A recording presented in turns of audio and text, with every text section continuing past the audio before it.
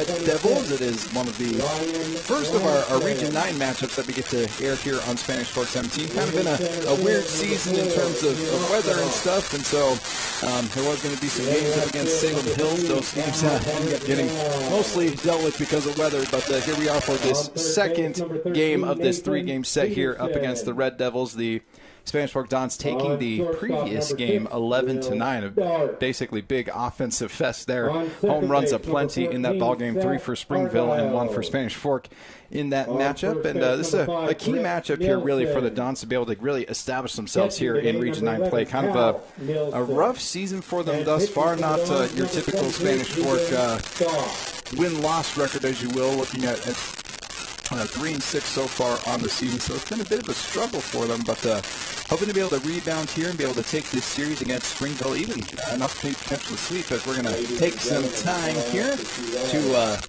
listen to our national anthem.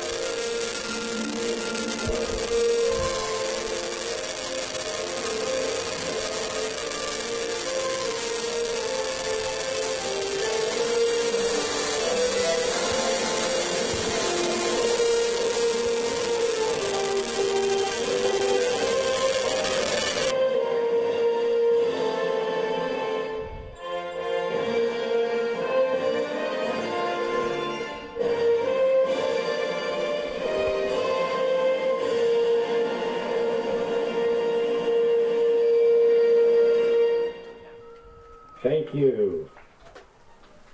Always love listening to the national anthem. Really just gets you in the right mindset for baseball on Spanish Fork 17. Hope that you enjoyed that, and hope that you're ready to enjoy, like I said, a really good ball game here. First one in this matchup, 11-9. Probably going to get some different results here, I would think, in game number 2, but I would also not be shocked to see this one also turn into a bit of a slugfest. Again, Angel LaRose on the broadcast here for you, along with Mac Branning, and Mac, what do you think about this ballgame? What's going to be the key thing here for Spanish Fork to be able to take game 2 here and really put themselves in the driver's seat here in this series? Well, getting that win, first off, Andrew, it's great to be here with you. Just happy to have baseball. That's what I love about this sport, is it's the changing of the seasons, great weather, finally, which we've needed out here, get some sunshine. But as far as this game goes, game 1 was, like you mentioned, high-scoring, tough, tight game all the way through. Spanish Fork scoring a couple in the 7th inning to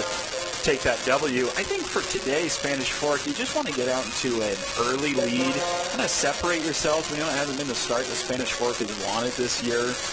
But, region play is just starting. They're 1-0, the win yesterday. So, I'd love to see them get off to a fast start, get an early lead, and hold on to it. See some good pitching today. They proved they can win a slugfest. Can they win a game from their pitching? We'll find that out today, maybe. Yeah, on the mound here today for Spanish Fork is Tegan Scott, so hoping for a good performance from Scott here up against a very dangerous Red Devils lineup. They'll be starting things off with Trent Ash. He'll be followed by Junior Lawaki, then followed by Easton Barrett. So, like I said, this is a Springville lineup that put up a ton of runs in the last game, as that one is piped in there for strike 1 by Scott. Yeah, Scott coming into this one, he's had 2 appearances. We're still early into this season. Oh, little tapper just right at Scott. Yep. Flips it on over to Nielsen for out number 1. Yeah. Coming into this one with an 8.40 ERA, but again, just early in the season, a lot of time left to knock that ERA down a few points.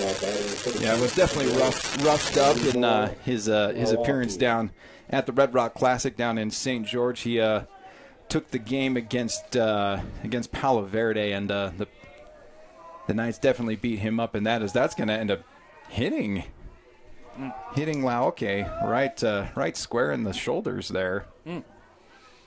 I mean, that's one way to deal with a dangerous hitter, I guess. But you'd like to see him pitch to him. But yeah, I mean that Junior is potentially one of not just one of the best in our region here, but potentially one of the best ball players in the entire state. I mean, he's just had such an impressive junior season, and would not be shocked to see him potentially being crowned as the 5A Player of the Year. He's just been that good this year. I want to miss inside a little bit low there to Easton Barrett, the designated hitter today here for the Red Devils. Yeah, for Barrett, coming into this one as he waits on this pitch. Big swing and a miss there for strike one.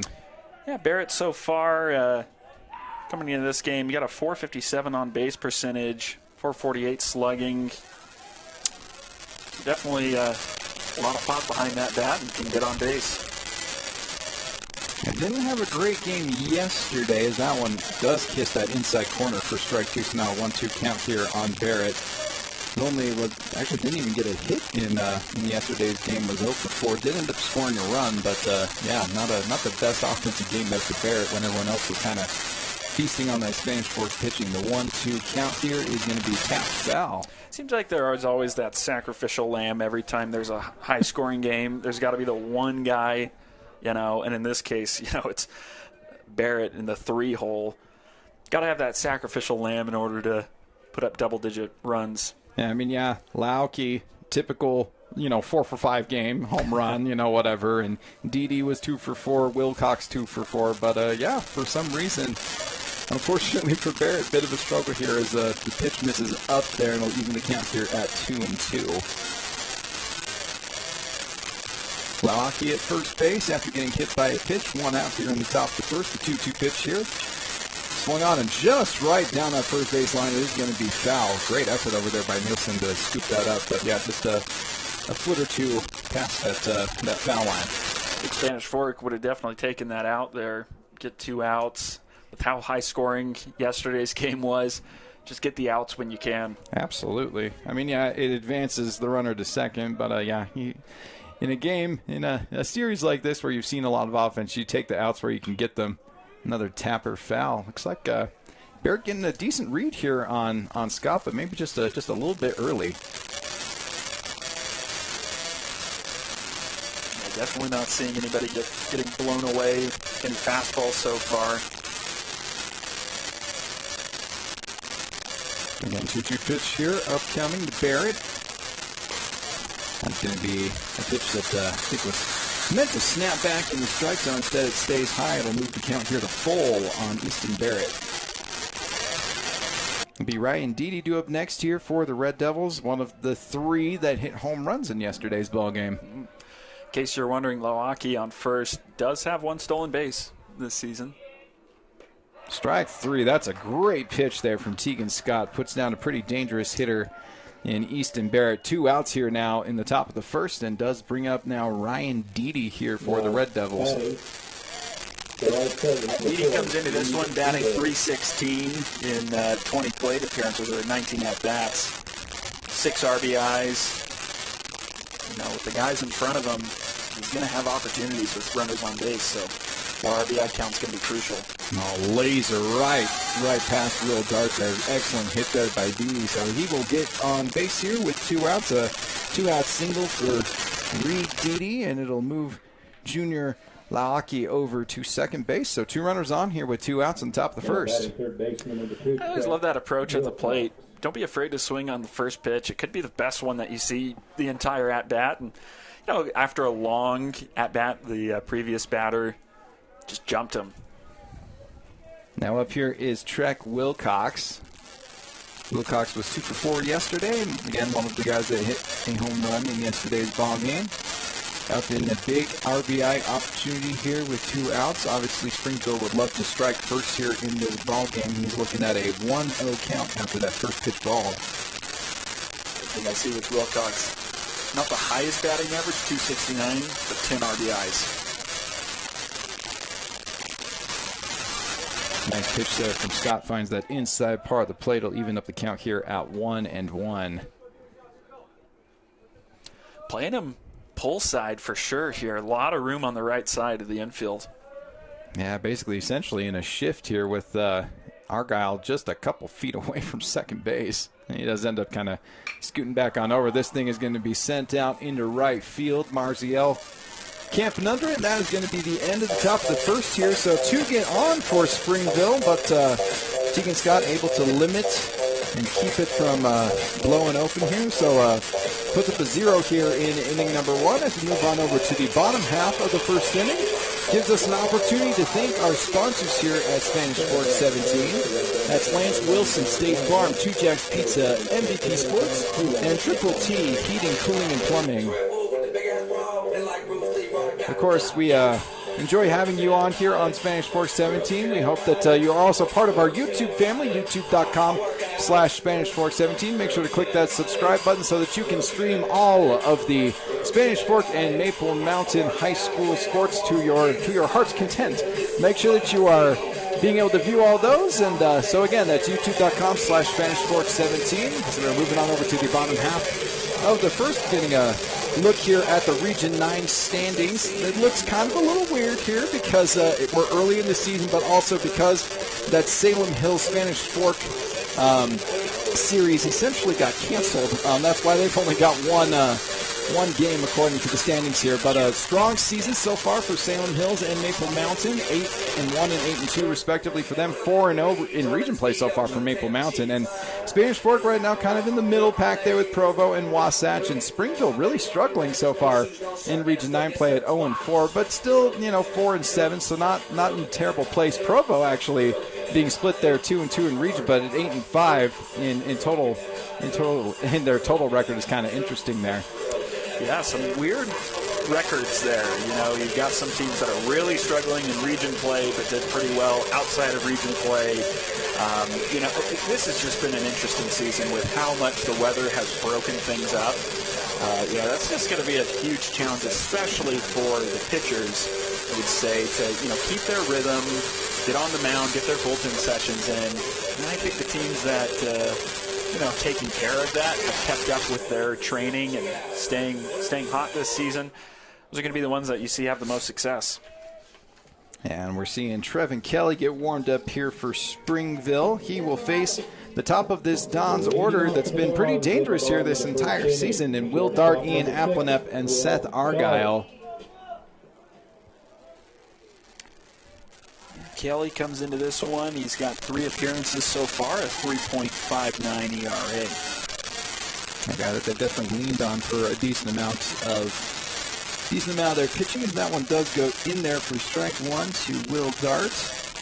20 strikeouts in 13 and then 2/3 innings. He's certainly a guy that works quick here as well. Not a lot of breaks here in between pitches. Already getting used to that pitch clock. Yes. Adjusting early, even at the high school level, I guess. The 1-1 upcoming here to Dart. He's going to rocket that thing out to center field. Play is going to be made out there for out number 1. Nice play out in center field by Hunter Pereiro. That'll be out number 1 here in the bottom of the first. Good first swing there. Results in an out, but if we're seeing swings like that, contact like that, those are going to fall. That'll give Spanish Fork some good feelings to start this game. Yeah, beautiful contact there by Will Dart, and obviously, he's a key part of this offense, the one returning guy that's an all-state guy, so they really lean on Dart to really ignite their offense. He's going to put swings up like that. It's going to be a good ball game here for Spanish Fork, which another guy that helps kind of run the engine here, Ian Applenef, now up at the plate. 0-1 pitch up coming to him. He shows bunt, pulls it back, and will even up the count here at 1-1. Applenef with a nice game yesterday, was 3 for 5. All 3 of those hits were doubles. So guy with a little bit of pop, also with a little bit of speed, as he's going to dribble that one right to the shortstop, and he's going to be safe with an infield single. Well, he showed the bunt in the pitch before, and then drops down a perfect swinging bunt in that situation. So different effort, same results, I guess. You've got to love that. Again, at the end of the day, it's all about getting on base. And so sometimes it doesn't look pretty, but the result is what matters there. And so it gets Appleneck there over to first base, and it brings up Seth Argyle now for Spanish Fork.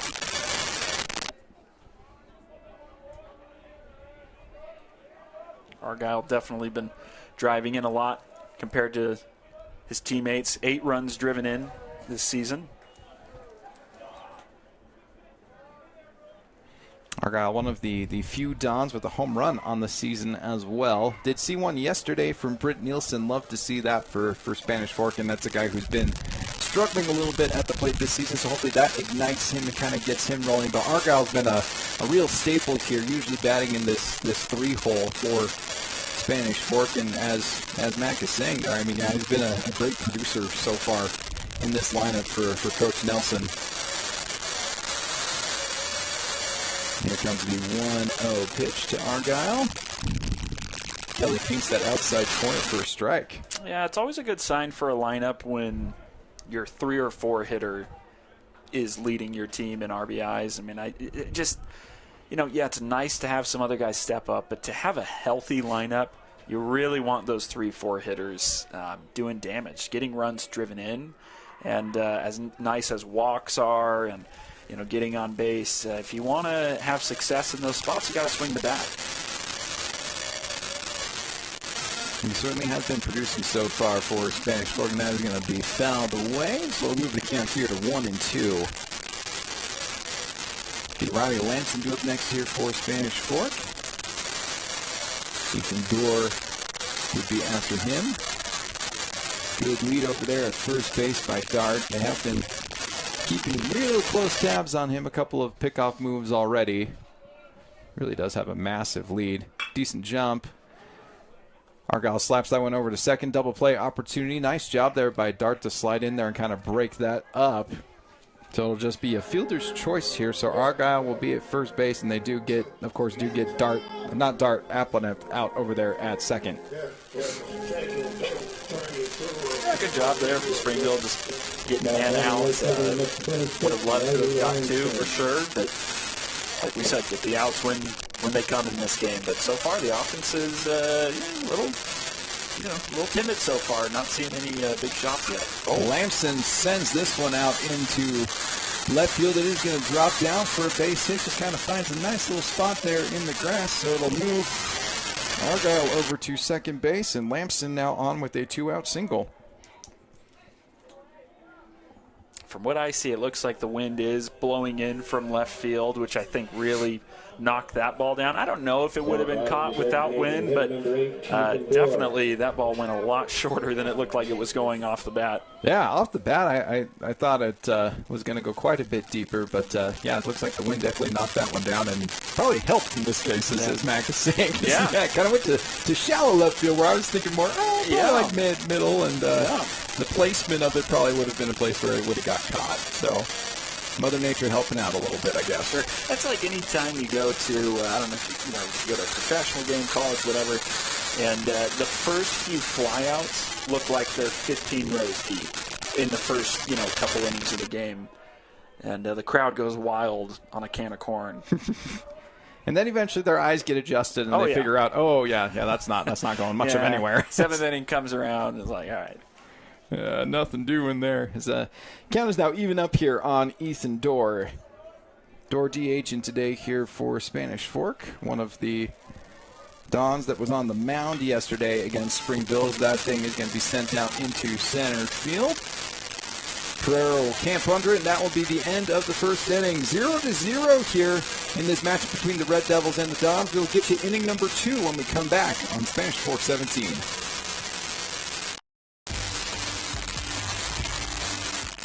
If you're looking for a workout, you know MVP Sports is the place to start, and that includes pickleball. MVP Sports has all you need to get active in this growing sport. Paddles, shoes, clothing, and the pickleballs. MVP Sports in Spanish Fork.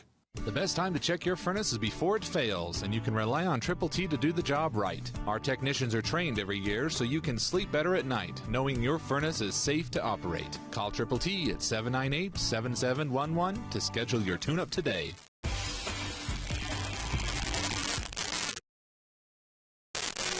Hey folks, welcome back to Spanish Fork 17. We are in inning number 2 of this matchup between the Spanish Fork Dons and the Springville Red Devils here at Nelson Field.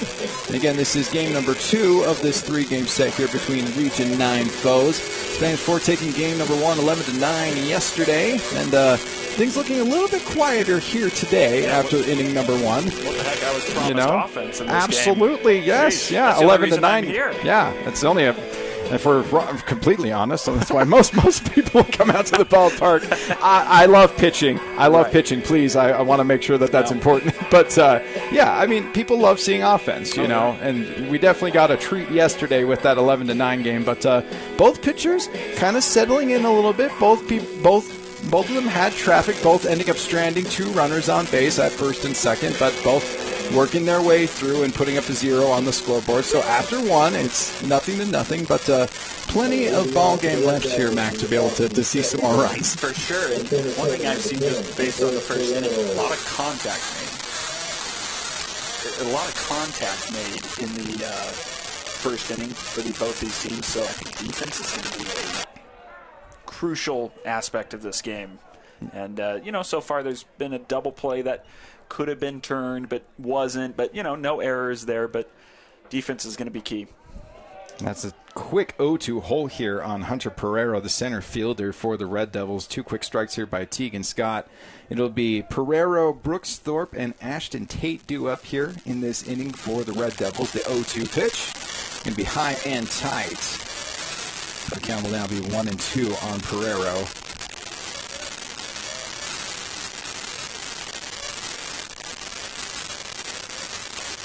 High and tight again, just trying to find that sweet spot, but not quite finding it there is Tegan Scott, so evens up the count here at 2-2. Pereiro, 345 hitter, but 6 walks coming into this game, so it rings him up. That's a beautiful pitch by Tegan Scott, gets Pereiro looking, and that's a guy that you were just saying, very patient batter. So I was just about to say, very patient, not afraid to take it, to look at a pitch, and looked at one too many on that one. To Pereiro's credit, looked a little outside to me. I don't want to, I'm no umpire, but that's a tapper there that will be beaten up by Peterson, then thrown way beyond the glove of Nielsen. Nice job of getting to that one to prevent Thorpe from advancing, but Peterson ends up airmailing that one a bit. Yeah, I mean, that's what I'm talking about right there. It looks like we're going to have a lot of balls put in play. So far, Scott for the Dons, he's had a couple of strikeouts. But, both pitchers had a lot of balls put in play. Defense, and they haven't been hit hard, but defense is going to have to make plays, and didn't make one right there. So they do bring in a speed-up runner here for Brooks Thorpe as he's catching today. And up at the plate, rocket shot, and that's going to be a double play opportunity here for Spanish Fork, and they turn it. Oh, that is some fantastic defense there. Argyle gets it over to Dart. Dart with a nice spin move over there at second base, throws on over to Nielsen, and that is going to be one of the quickest top of the innings you are going to see. Very quick work there by Tegan Scott, able to induce the ground ball there, double play ball there by Ashton Tate, and that is going to be, like I said, the end of the top of the second here as we move on over to the bottom half of the second inning. Gives us an opportunity to thank our sponsors here at Spanish Fork 17.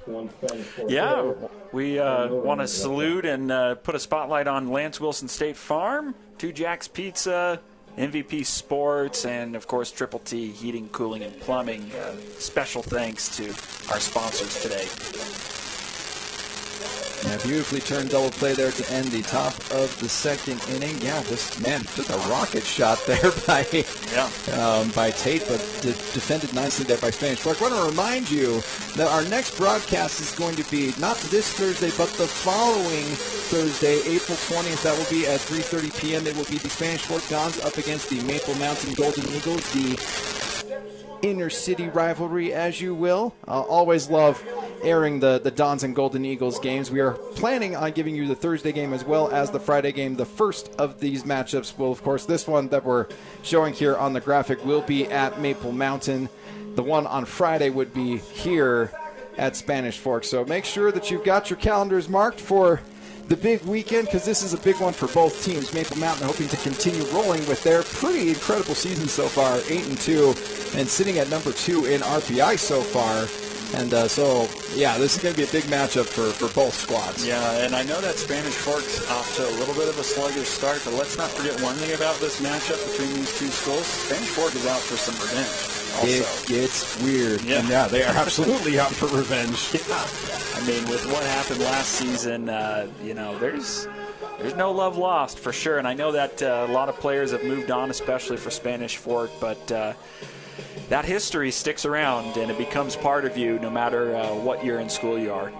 Yeah, I mean, to go into the state playoffs as the number 1 overall seed. Yeah. And feel like you're kind of in cruise control, in a good place to at least get to the championship game, and you feel pretty confident that you're going to meet Lehigh there, and you've done a good job against Lehigh earlier in the season. Just to trip up in a 3-game set against your rival who came in number 18 in the playoffs and come back in dramatic fashion. Oh yeah, you know the Dons have circled that series and said, we need this one. Oh yeah, and that was if I recall, the last 2 games, right? It was 2 games. Spanish Fork won game 1 and won it fairly easily too, and looked like they were gonna just kind of move on forward, Maple Mountain, whatever. But then, good job by the Golden Eagles to rally and to win that series. My goodness, that was some of my favorite games. Like probably my favorite broadcast I've done on Spanish Fork 17 was that game 3. It was magical. Yeah.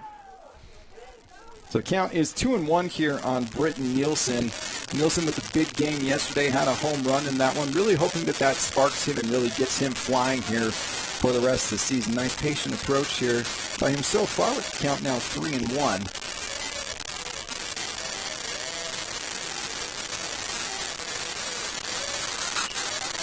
Shoot that one down the third base line, but foul. So the count is now full on the Spanish Fork first baseman.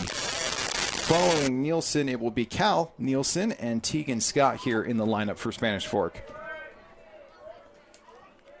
The payoff pitch is going to just miss inside, and Nielsen will find his way on over to first base, taking the walk. So far, Spanish Fork doesn't seem to be getting fooled much by Kelly on the mound for Springville. A lot of contact made, no strikeouts, a couple of pretty well hit balls in that first inning, and then starting this one off with a leadoff walk. Cal Nielsen at first base after the walk. Britt Nielsen at first base. Cal Nielsen currently now up here for Spanish Fork. He's going to take that one outside for strike 1. Cal Nielsen, another bat that's trying to get going here. A lot of time left in the season, but you need that bottom half of your order to step up as well if Spanish Fork wants to put a few more W's in the column. Nielsen shows bunt, puts down a pretty good one. It will advance Britt Nielsen over to second base, and the sacrifice executed well there by Cal Nielsen. Yeah, I mean, that's a team player right there. Put down a great bunt. It's exactly where you want to put it there. Nice little push bunt, the left side of the pitcher. And his teammates in the dugout show him some love. Yeah, it's not the glory play in baseball, that's for sure. Yeah. But a good bunter is always appreciated by the rest of the team. Well, that pitch is going to be behind Tegan Scott for ball 1. Oh my goodness. That's a tough one. It's just so used to when you're in that box. If a ball is coming at you, your instinct is move back. Move back. He moves back. It nicks him in the butt. Right. Yep. Here comes that 1-0 pitch here, and then it goes to essentially the other batter's box for now a 2-0 count. Yeah, the coaches for Springville are going to want to keep an eye on this one with Kelly. 2 very wild pitches in a row. Like you said, opposite sides of the spectrum on that one. Right batter's box, left batter's box. See what he does here. 2-0 tries to find that inside part of the plate. Good idea there. I think throwing the breaking ball, hoping to throw something a little bit different, but still ends up missing there. So a 3-0 count now here on Tegan Scott. I think it's 1,000% got to be a take here. Absolutely. And nothing doing there pretty much. So count now moving to 3-1 as Tegan Scott definitely was waiting to make sure that Kelly was going to throw him something.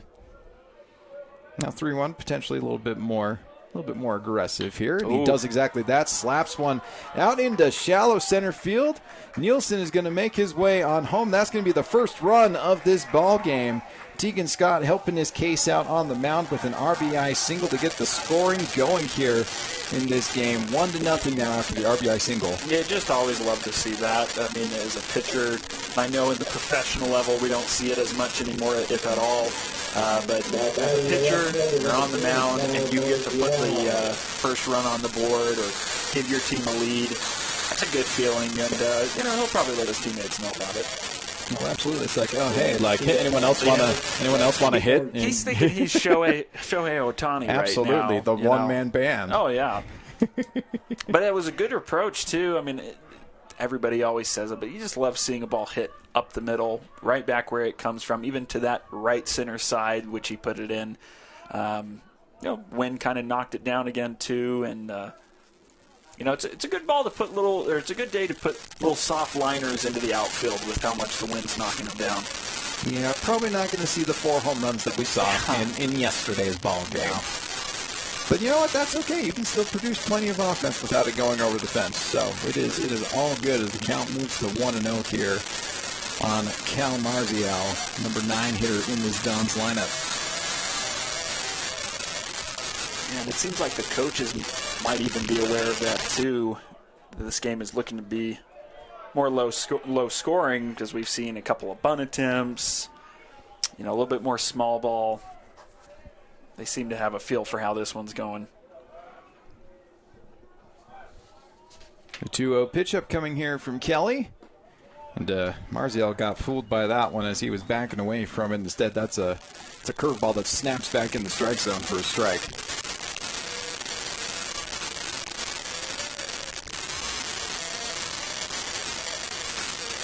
Well, tried to repeat it, but ends up missing by just a bit. So nice hitter's count here, 3-1. In view of Tegan Scott over there at first base. Actually, no, that's a speed-up runner for him. That was number 12. So now it's going to be a walk there for Cal Marzial. So it is Jackson Sorensen that's speed-up running over there at second base for Tegan Scott. Obviously running for his pitcher makes some sense. Yeah, a little bit of control issues here. 2 walks in the inning now. Number 6 for Kelly. Will Dart. That off-speed pitch is, it just doesn't quite have that release point right. It's kind of inside a little bit to these right-handed hitters. He's fooling them with it, but it's just not, see, just like that. Fools them with it, but a little inside. Got to make a slight release point adjustment. Yeah, that was really just a perfect example of what you're talking about. Gotta love it when the pitcher does what you want him to do. He's going to miss low and outside on that one for ball 2 there to Will Dart. Dart hit a rocket out to center field in his first at-bat that was caught. Would love to see him make some more hard contact here with runners on first and second. And as your leadoff guy, you don't always get RBI opportunities quite as much. But Will Dart, a guy that when called upon, he absolutely can bring some runs in. So watch that one for a strike. Yeah, see, that's the pitch right there. That's, I don't know if it was perfect location, but you could still tell. Looked like a fastball count. He fools him, gets the strike call. This is high and tight there with that particular breaking pitch. So count now moving to 3-1 here on the Don shortstop. I might like to see Kelly slow down just a little bit. I look down and look up, and he's ready to throw his next pitch. Take a breather, slow it down.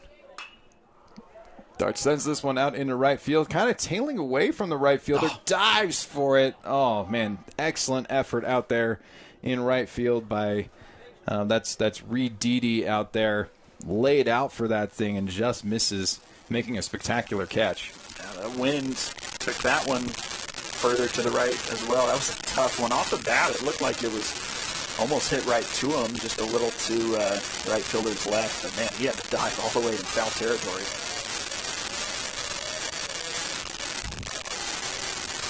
Yeah, again, getting a little cheers from our producer, Pete, saying that Kelly really working that pitch clock mentality already, and you can just see it for him. It's just like, man, it's okay. Take a breather, get yourself set up. Instead, he's now issued 3 walks here in this inning. Yeah, and he's frustrated with himself too, slamming his hand into his glove. He needs a visit here, and that's exactly what he's going to get. Yeah, definitely a good call here by the Springville coaching staff to go talk things over with their pitcher, see what's going on with him, and probably tell him similar advice to what we were just saying here on the broadcast is take a breather, figure things out, get yourself kind of refocused, and really focus on the strike zone and getting yourself into places you can be attacking these Dons hitters. So if the walk to the mound was any indication, he's trying to buy him some time. That was a slow stroll to the mound. But, it's an interesting point that we're kind of talking about with this pitch clock, in the majors. And, I think that's one of the side effects that people don't talk about as much with implementing that pitch clock is that pitchers get tired. When you have to constantly, within 15 to 20 seconds, get a pitch out, pitchers are going to wear out a little bit sooner. But overall, I think that's actually good for the game. I would rather see pitchers, have to burn out their stamina as much as possible and, empty the chamber and then go to the relief pitchers afterwards. I mean, it's certainly where the game's been trending anyway at this point, if that ball's going to miss high there to Ian Applenoff. I mean, you're mainly usually seeing pitchers pitching, 5 innings, 6 innings. You're not seeing the ace that comes in and pitches the complete game as much anymore. So, I mean, I think the pitching clock certainly plays into that. And, you're going to see a lot of relief pitchers anyway, so might as well. Why not? Yeah, let's get them out there. So 1-1 count here to Ian Applenoff with the bases loaded here in the bottom of the second inning, and that's going to be another one of those breaking pitches that tries to find its way into that inside part of the plate but misses again. Yep. So Sorensen at third base, Marzio at second, and Dart over at first, and another nice pitch there. Yeah, that's a great pitch from Kelly to even the count 2-2. Scott able to get the RBI single in the bottom half of this inning here to get the scoring started. That's going to be a little tapper there by Applenoff that will go foul. Could have been ball 4 from my perspective, but at least he stays alive there. That does a good job to get a piece of that one. Big spot here for the number 2 hitter in the lineup. 2-2 pitch. Sent out into right field. It's tailing back. It's going to land for a base hit. And they will send him on home. Yeah, that's kind of a dangerous situation there. That's the one fear with it getting out in the outfield, especially where it was at, too. Not really in a place where it was an easy sacrifice fly spot. So Sorensen kind of has to wait around to make sure that he's not going to get thrown out. I'm telling you, I think they had a shot there. But they must have given up on it if the first baseman there for Springville grabs that and throws a dart to home. They might get the force out on that play, but they played it safe. Run scores. That one's going to miss there for ball 1 to Seth Argyle. Now a 2-0 ball game here after the sacrifice fly by Applenoff. Not a sacrifice fly, it's a single. Yes, my apologies. It really felt like it should have been, right. But, oh, man, yeah. So RBI single there for Applenoff. Now, I know we're getting to the meat of the order for the Dons, but, man, there's been a few balls that have fallen in front of some outfielders. That one goes foul. A few balls that have fallen in front of outfielders, and the ball's just not flying today. And so I'm wondering if we're going to see some adjustments here for both sides to bring these outfielders in a bit. But again, we're now to the 3-4 hitters for Spanish Fort. Guys that can certainly put a charge in the ball as Argyle takes a nice healthy cut at that one, and count now moves to 2-2. 0 for 1 on the day, hit into a fielder's choice in the first inning. Ended up getting on base and got stranded there at second. And be low and outside, so count now full here. I'll admit, a little surprised to see the entire infield in this early. I mean, we're only in the second inning. Things have not avalanched on Springville yet, but they might be starting to now. Yeah, walk number 4 here in just this inning for Trevin Kelly, and it's going to walk in a run. Marzio scoring on the bases loaded walk here by Seth Argyle. Score now 3-0 Spanish Fork. That's something I've seen a little bit more in all levels of baseball right now, bringing infielders in early in the game. Rocket shot right at the third baseman. They will go home with it and try to get over to first as well. But what do I know? And we're going to turn. That's a fun little double play there as they go home for the first and then go over to first for the second out. So that kills the rally there. But 3 runs scoring here in the bottom of the second for Spanish Fork. 3-0 ball game. Dons over the Red Devils. We'll get you inning number 3 when we come back on Spanish Fork 17.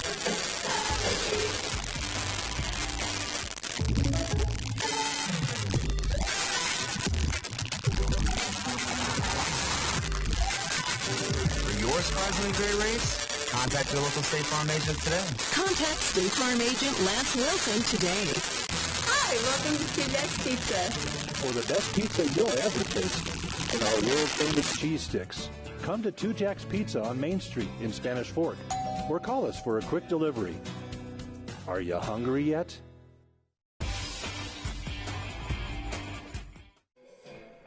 Hey folks, welcome back to Spanish Fork 17. It's been a fun one here so far through 2. Inning number 3 now upon us between the Spanish Fork Dons and the Springville Red Devils. The score is 3-0 after a nice offensive inning for Spanish Fork, getting 3 runs across. But more than anything, it felt to me like it was more Trevin Kelly just really kind of struggled on the mound there in inning number 2. Yeah, and you got to give a lot of credit to Spanish Fork there. You know, you saw it early, Andrew. You know, you threw one pitch in the right-handed hitter's batter's box, and the next pitch goes in the left-handed hitter's batter's box. And Spanish Fork saw that, and I think they, whether the coaches said it or the players did it themselves, they took a very different approach in this inning, in this last inning, taking a lot of pitches, letting Kelly get them on, and let him make mistakes. The second baseman, number 6, T.J. Whittison. So it's T.J. Whittison digging in here for the Red Devils. It'll be number 9, number 1, and number 2 in their lineup here in inning number 3. Whittison to be followed by Trent Ash and Junior Laaki. That's going to be well outside there for ball 1 to Whittison. Isn't that right? 1 hit in the last at bat for Spanish Fork? Yeah, it was kind of a crazy second inning there. Yeah, I've got 2. Tegan Scott with an RBI single, and then also Ian Applenep with an RBI single in that one, and then the bases loaded walk by Seth Argyle. We keep getting fooled by Applenep's single in right field since it looked so much like a sac fly the way that it was played. It just felt like it. Oh, my goodness. Yeah, duck away from that chin music. My goodness. Sometimes baseball is just it's avoidance skills almost more than anything else. Countdown moves here to 3-1 on Whittison. See, I like seeing this, and of course, every pitcher is a little different, but I like that Nielsen there, he's not waiting around, goes right to his pitcher after that one gets away from him. You know, be proactive. I think in the last inning there, when Springville was on defense, we saw them get a little apathetic out there.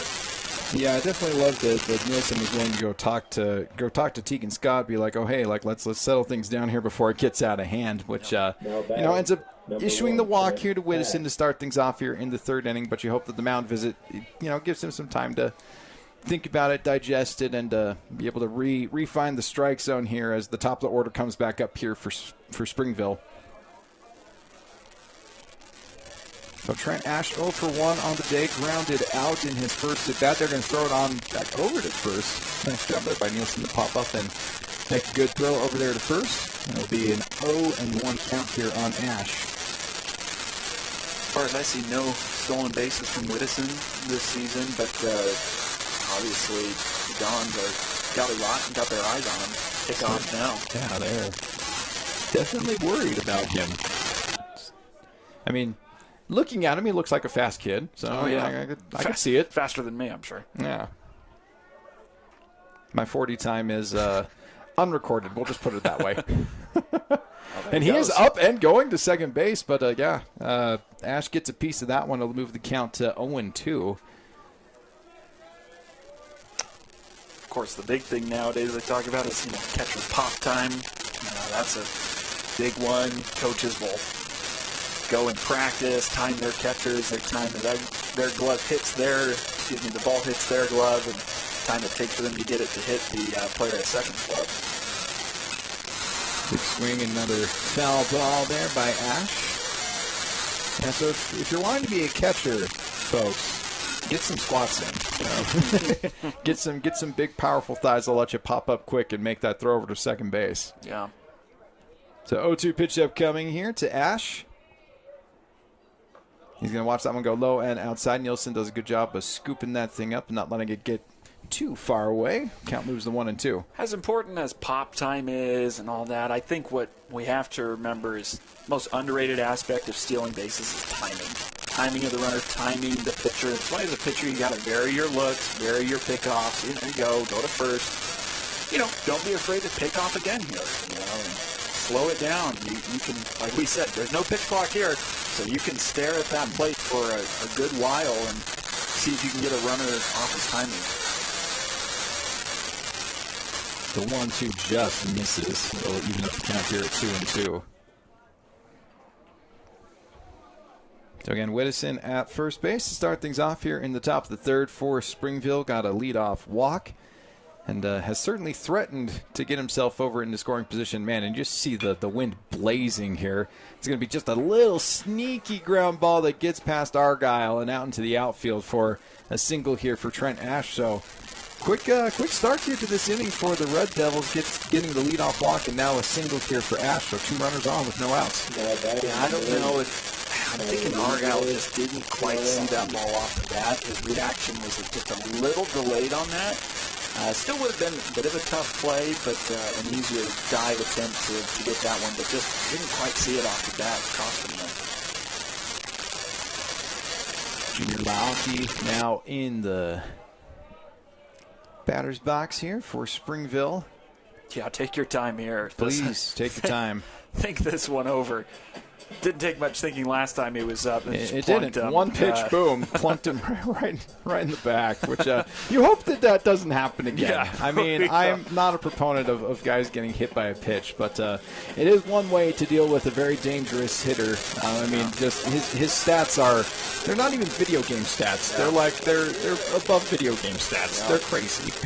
Yeah, for sure. And you see with Loaki up here in the 2 spot, I know a lot of people think it's interesting putting your best hitter up in the 2 spot, but it's for situations like this. Get him up higher in the order. He rips one right down that third baseline. That's going to be fair, and it's going to be bringing in at least 1 runner here. They do get the ball in fairly quickly. It'll end up being a double here for Junior Laoki. And that's exactly why, Mac, you have a guy like this up in that 2-hole. They went after him there for sure, which, you can't blame them. No outs, 2 runners on. So, you have to go after him there. But, man, he jumped him. And yeah, having him in the 2 spots, it's a kind of a newer thing in baseball to put your best hitters up in the first 1 or 2 spots. But, where it really comes around and beneficial is towards the end of the game. They're higher up in the order. They might get an extra at-bat that they wouldn't have got if they're batting in the 4th spot. Yeah, I think that's a very smart analytical move. Again, obviously, at the beginning of the game, you want your guys loaded up in that 3-4 spot. That's a first pitch strike there to Easton Barrett. But, yeah, as you get further into the game, it really doesn't matter anymore. It's just you're up when you're up, and the more opportunities you get with your best players, that's kind of what you're looking for. So I'm all about this analytic movement of getting these guys further up in the lineup. Oh yeah. So 1-1 count here to Easton Barrett. He struck out in his first at bat up in a big situation here with 2 runners in scoring position. The ball hits a little bit away there from Tegan Scott, so count now 2-1 on the Red Devil designated hitter. Milwaukee at second base. Ash at third. Foul ball that goes right over our heads here in the booth. And it'll even up the count here at 2-2. I did not bring my glove. I did not either, but The window is open, so yeah, my side's open. Yes, that's true. That's it's on true. me. The 2-2 pitch will be slapped over to second base. Argyle grabs it up and sends it on over to first. And that will be out number 1 in the inning. Needed that, still early. You'd love to hold on to the lead, but, this is a difficult situation here with this part of the order up, runners on. Get out of this one with maybe a one-run lead or tied. Yeah, I'm actually a little shocked to...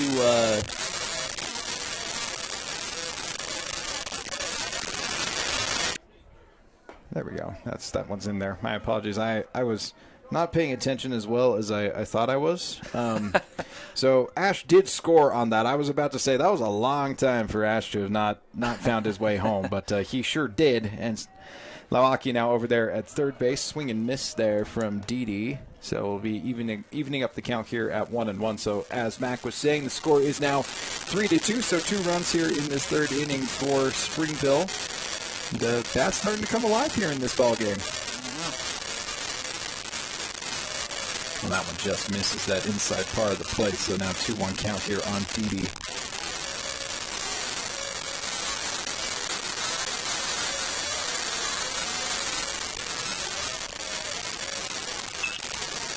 Shot right in between first and second base. Argyle dives for it, but it will get past him. That's going to be an RBI single for Reed Didi.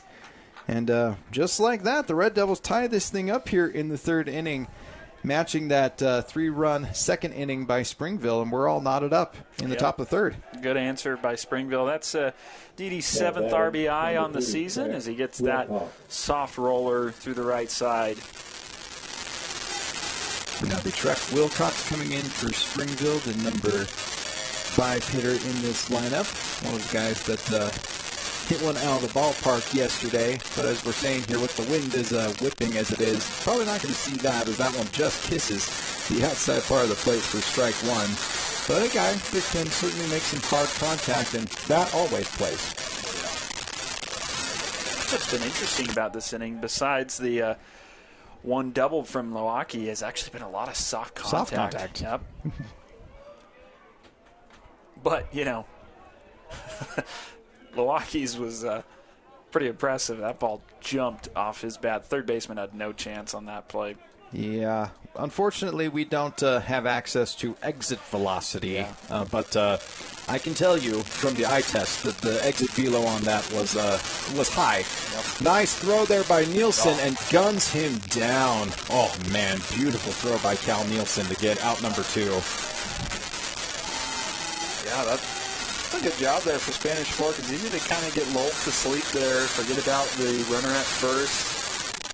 Good throw. Kind of tailed to the right, but it was, I don't know if he intended that, but it ended up being perfect. The throw kind of went into the runner, and a good tag applied. The 2-1 pitch sails on him. Moves the count now to 3-1. Yeah, the ball thrown in a way that, it was just perfect. All Argyle had to do was just basically put his glove down. Yep. Oh, paints the corner there. That's a great pitch from Tegan Scott. Moves the count here to full on Wilcox. And so it'll be high and tight, and that's going to be another walk issue here in this inning by Tegan Scott. A lot of pitches, deep counts, walks, soft contact. But, just from judging from his body language, seems to be handling himself all right. So good job there for Scott. Just keep his composure, tie game, get out of this inning. But he's starting to miss a little high. Yeah, it does seem like he's just not quite planting as nicely as he was in the previous innings, and that's going to prompt the mound visit. Yeah, walks. Both teams in this, in the bottom of the second, Springville on the mound, and now top of the third, Spanish Fork. Pitchers not doing themselves any favors. An opportunity here to talk things over with his infield and with his pitchers, and pretty quick visit there for to the coach and with Tegan Scott. But, yeah, nice inning here for Springville to tie this ball game up, and still threatening here with a runner on first base, and Hunter Pereiro up here for them. He struck out looking in his first at bat, one of 2 strikeout victims on the day for Tegan Scott. Currently sitting with that 1-0 count, and Wilcox over there at first base after getting walked.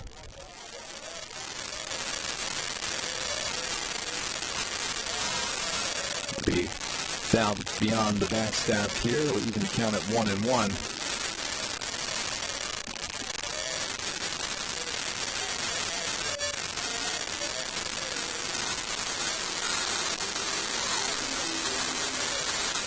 Two outs here in the top of the third inning. Score all tied up 3-3 between the Red Devils and the Dons. A little slow roller here over to third. Peterson gets it, throws it over, and they will say he is out. Excellent stretch there by Britt Nielsen. Must have got him by just a hair, as that's going to be out number 3. They get Pereiro down, but not before the Red Devils put 3 on the scoreboard to tie this ball game up here in the third inning, 3-3. As we move on over to the bottom half of the third inning, gets us an opportunity to thank our sponsors here at Spanish Fork 17. That's MVP Sports, 2 Jacks Pizza, Triple T Heating, Cooling, and Plumbing, and Lance Wilson State Farm. Again, I want to remind you that our next broadcast is going to be not this Thursday, but the following Thursday. It will be the rivalry game, the Spanish Fork Dons up against the Maple Mountain Golden Eagles. It will be a Golden Eagles home game there on Thursday, and we'll get you the following day's broadcast as well. That one will be back here at Nelson Field in Spanish Fork. Very key series for both teams, and again, one that we talked about in the previous inning. This is one that the Dons circled in highlighter red on their calendars with what happened at the end of the season last year. Absolutely. Yeah, a lot of new players for Spanish Fork, but they know what's happened. They know what went on last year, and of course some players that were on that team. So I'm really looking forward to that one. I know that a lot of people will be watching on that one. Yeah, so make sure that you're tuning into that one, whether on the actual channel or on our YouTube page, youtube.com/SpanishFork17. It's going to be a very fun series, and we're excited to be able to get you coverage of both of those games. Of course, we want to make sure that we get good coverage here of this ball game here, which has been a fun one so far. All tied up 3-3, heading into the bottom of the third inning. It'll be Ethan Dorr due up here for Spanish Fork. He'll be followed by Britt Nielsen and Cal Nielsen.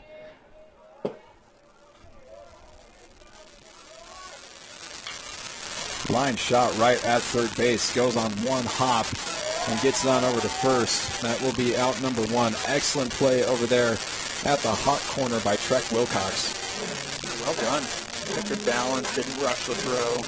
That's the hard thing I get third is the hot corner. It's so easy to rush over there.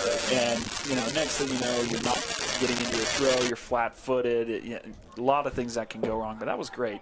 Great pick and took his time. Nielsen crushes this one out in the left field. It's going to drop out there for a base hit. Love seeing that from Britt Nielsen. It looks like his bat's starting to really come alive here. Again, had the home run in yesterday's ball game. Now sitting here with a single here in his last at bat, and took a walk in the second inning, so has been on base both times. So gotta love to see that. Yeah, takes a lot of guts to do that when your teammate is retired on the first pitch, to then swing as the next hitter on the first pitch, and he saw something that he liked and it paid off. He sure did. Now this is also going to swing at the first one. It'll be gobbled up over there by Wilcox. They'll get the out at second, and they will turn the double play. Just a casual 5-4-3 double play to end the inning. Wow, 3-pitch inning there, as you just said. Oh, my goodness. Wow, quick work there by Kelly to take down this Dons lineup here in inning number 3. It's all tied up. We'll get you inning number 4 when we come back on Spanish Fork 17. In the bottom of the third. If you're looking for a workout, MVP Sports is the place to start, and that includes pickleball. MVP Sports has all you need to get active in this growing sport. Paddles, shoes, clothing, and the pickleballs. MVP Sports in Spanish Fork. The best time to check your furnace is before it fails, and you can rely on Triple T to do the job right. Our technicians are trained every year so you can sleep better at night, knowing your furnace is safe to operate. Call Triple T at 798-7711 to schedule your tune-up today.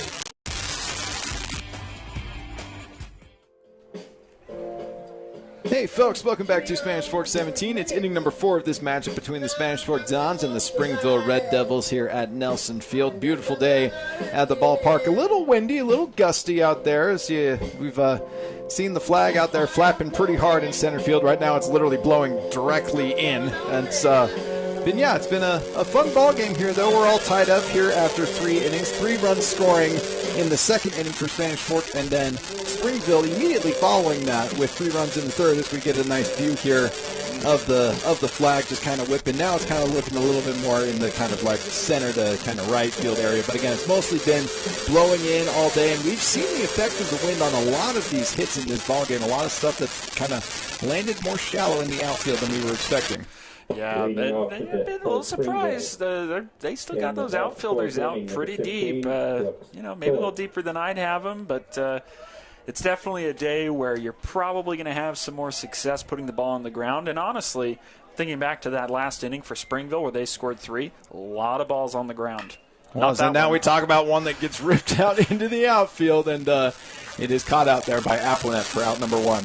Yeah, I mean, just thinking back to their last half-inning batting, and kept the second baseman Argyle busy, got a few past him on some diving attempts. So keeping the ball low, keeping it on the ground, better chance to get on, it looks like today. But, we've had a few that have been hit in the air that have died and landed in front of a few outfielders. Certainly we've had plenty that have been in that kind of shallow outfield area. But, yeah, the best success so far has definitely been good hard-hit balls on the ground. That one in there for a strike. That's a great pitch from Scott. Just kind of paints that inside corner on Ashton Tate. Moves the count to 1-1. This game now moving at feels like breakneck speed here after a 3-pitch bottom of the third, and one of those pitches was a hit. Yeah, just kind of crazy stuff. Yep, you don't see that too often. We had that shot of Old Glory out in center field there, the flag waving. Did you see the new Utah flag? Have you gotten a look at that? I haven't seen the new Utah flag yet, no. I got to admit, I'm kind of an old-fashioned soul. I'm very traditional. I'm a big fan of it. Okay. It's got some great symbolism. It's got red rock, symbolism of the white peaks of the mountains, and, it's got some good stuff. That thing is sprayed out foul into foul territory. Dangerous play out there. I think he caught it. Oh my gosh! Yep, and that's just a casual defensive play by Will Dart. If you want to know how difficult that catch was, we couldn't even see it. So yeah, that was way in foul territory, a long way to go. Yeah, I'm gonna write that down in a special way to make sure to note that one, because man. Yeah, that is a marvelous play out there by Will Dart. I mean, he coming all the way from his shortstop position to make that play and having to make that over his shoulder, too. Like, oh, man. It's a beautiful play. That one fouled away there by T.J. Whittison for strike 1. That's what you want your shortstop to be, though, kind of fearless on those fly balls, take control. And you saw it. I mean, he didn't expect anybody else to get that ball. That one sails by Scott, so even up the count here at 1-1.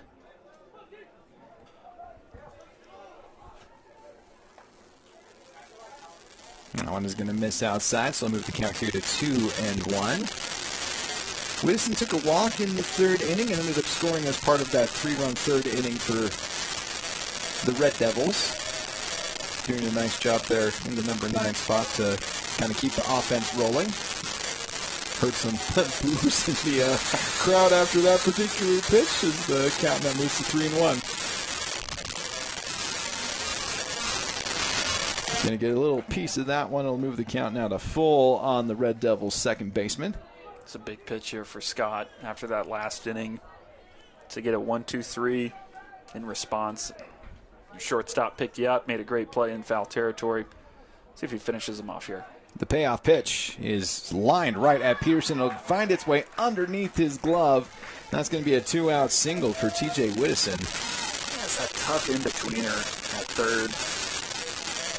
Playing a little deep on that one. I don't know if that was by design, but a little further back. And it's just that in-between where you don't know if you want to go up and catch it on the fly or should move back, get it on the hop, and kind of ate him up there. Well hit ball, too. Yeah, nice job there by the number 9 hitter in the Red Devils lineup to sneak that single underneath Peterson's glove. It'll bring the top of the order back up here. Trent Ash 1 for 2 on the day. You'll see that one on the inside part of the plate for strike one. Had a single in the third and grounded out to first base in his first at bat. So 1 for 2 on the day for the Springville shortstop. I'll throw it on over to keep Whittison close.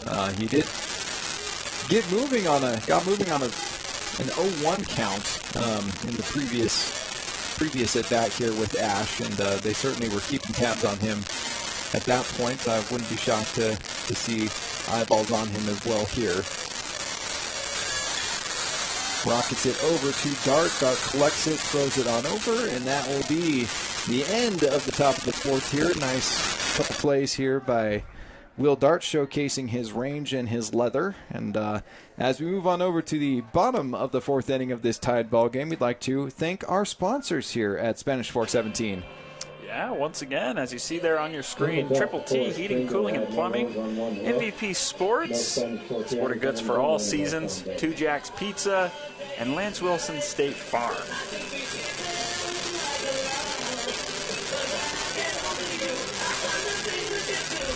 We're zooming along now, bottom of the fourth, and once again, we want to thank everybody for tuning in here on Spanish Fork 17. Always a pleasure to bring you high school action. And this is Springville versus Spanish Fork. So seeing Trevin Kelly getting warmed up here for inning number 4. I'm hoping to continue a fairly solid start for him. Got into some trouble in inning number 2, allowing the 3 runs, but otherwise has done a fairly decent job here. I mean, obviously you can't knock a 3-pitch inning, which is what he had in the last one. Yeah. Maybe I'm making things up here, but you almost worry if that hurts him, you know. Barely throwing any pitches for the last 30, 40 minutes, it seems. But, you know, if he can get 3 pitches, 3 outs, then I think he'll take it anytime. I certainly would. Yeah. Especially if I'm his defense, you know. Like, right. It's like, oh, okay, I barely have to do anything. Yeah, well, cool. Let me get back in the dugout and get ready to hit. Especially those outfielders, man. It can be so exhausting just standing out there in the outfield. You know how it is. But oh, yeah. Yeah, I definitely do. But it is true. As an outfielder, man, you got to keep yourself sharp. You got to. I like talking to myself, which is probably why I have this job. But, you know, that was why I liked being in the outfield was, you know, I was my best conversationalist. I really enjoyed it. Yeah, laughing at your own jokes because they're obviously amazing. So, yeah, it's a fun time out there. You can say anything about your teammates, you know, they're not going to hear you. Yeah. You know, sometimes your comments come a little bit out of left field, but, you know, that's okay, especially if you're in left field. But, you know, it's all good. The count now here is 1-1 on Tegan Scott. He's going to send another one down that third base line. It will find its way into foul territory, though, so count moves to 1-2. Scott with the RBI single in his last at bat in the second inning, also scored in that inning, so has been a big part of the offense as well as his pretty decent day on the mound. This one sent out into foul territory. It will be out of play there, giving chase there, first baseman and right fielder. But, yeah, that definitely tailing away with the wind giving it a little bit of an extra boost. Well, the 3-pitch inning did not scare off the Don's offense. I think Scott here has swung at the first 3 pitches. Let's take that one in the dirt, so even up the count here at 2-2. So he did take one. He did take one. Took one. Right. But, I mean, he's put some swings on some balls. That's for sure. The 2-2 upcoming here from Kelly going to be, I thought for sure that was going to be called a ball. Instead, it clips the outside part of the plate for strike 3. That's the first strikeout of the ball game here for Kelly. Yeah. Scott definitely did not like that call, but he makes his way to the dugout. And you are right. First strikeout. That's something I hadn't quite noticed. So Springville's had to be on their toes a lot on defense. And then, of course, there's been a good bit of walks. That one is going to be outside there to Cal Marziel for a ball. Marziel walked in the second inning and scored as part of that 3-run second inning for Spanish Fork. And, man, that outside part of the plate is very generous today for this particular ump as the count moved to 1-1. To be fair, Scott did benefit from a call that I thought was about as egregious in the strikeout of Pereiro. So, you know, the ump giveth and the ump taketh. That's why you can't say anything when you're a pitcher or a catcher in that spot. You know, you just hope that they give you the same call. That's right. This count now evens up here at 2-2 after Marziel fouls that one away. Due up next is Will Dart, so back to the top of the order for Spanish Fork after this. That one well outside. I'll move the count to full. Again, a little bit of a different ball game than yesterday's ball game. That one 11-9. Spanish Fork victory, so getting a very key Region 9 win and hoping to keep it rolling here as that one is going to roll foul by Marziel. It'll keep the count full here. This is game 2 of a 3-game set here between the Dons and the Red Devils. The Salem Hill Skyhawks series ending up basically getting completely delayed by weather, as that's a fantastic pitch from Kelly. That breaking ball finds its way into the strike zone for strike 3. No strikeouts to this point in the inning or in the game, and boom, just like that, 2 in a row, caught looking. Yeah, that's one of the fun things about baseball. Just patterns. What are those? And all of a sudden breaks just like that. It's now leadoff hitter Will Dart getting back in for his 3rd plate appearance, and he will look at that one for strike 1. Dart on the day 0 for 1, lined a shot out to center field that was caught and then took a walk in inning number 2. That one will miss inside. Down here to 1-1. Again, Dart coming into this one, a .333 average. You know, only 3 runs driven in, but the key here is 11 runs scored, you know, in that leadoff spot. Yeah, he's really been efficient on getting on base, and this is just what he does, Mac. He gets you some nice hard contact and gets himself on base. Yep. Beautiful job. We've had, you know, there's been a few of those, just balls hit right up the middle, just nice and easy. And as we said, one on the ground, and isn't that kind of funny? Dart, first at bat of the game, hits the ball pretty well in the air, center field, it dies, and then in his 3rd at bat here, puts one on the ground and it finds a hole. There you go. It's the scouting report for today, folks, by Mac Branning. It's keep the ball on the ground. Yep, keep it on the ground. Now up is Ian Applenet for Spanish Fork. He'll take the first pitch for a strike. Good game here for Applenet today. 2 singles on the day. Ended up getting thrown out at second base on a fielder's choice by Argyle in the 1st inning, but RBI single in the 2nd inning. Kind of a little bloop single that ended up scoring a run as part of that 3-run inning. Dart took a big jump there. Kind of thought he might try to steal second, but it ends up being a ground out there. Nice play over there at 3rd to end the inning. So they strand Dart over there at first base. The score stays 3-3 after 4. We'll get you inning number 5 when we come back on Spanish Fork 17.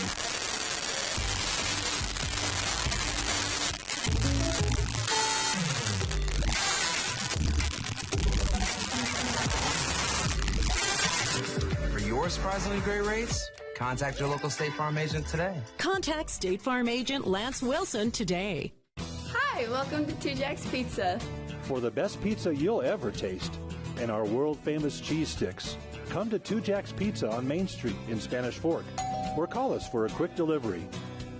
Are you hungry yet?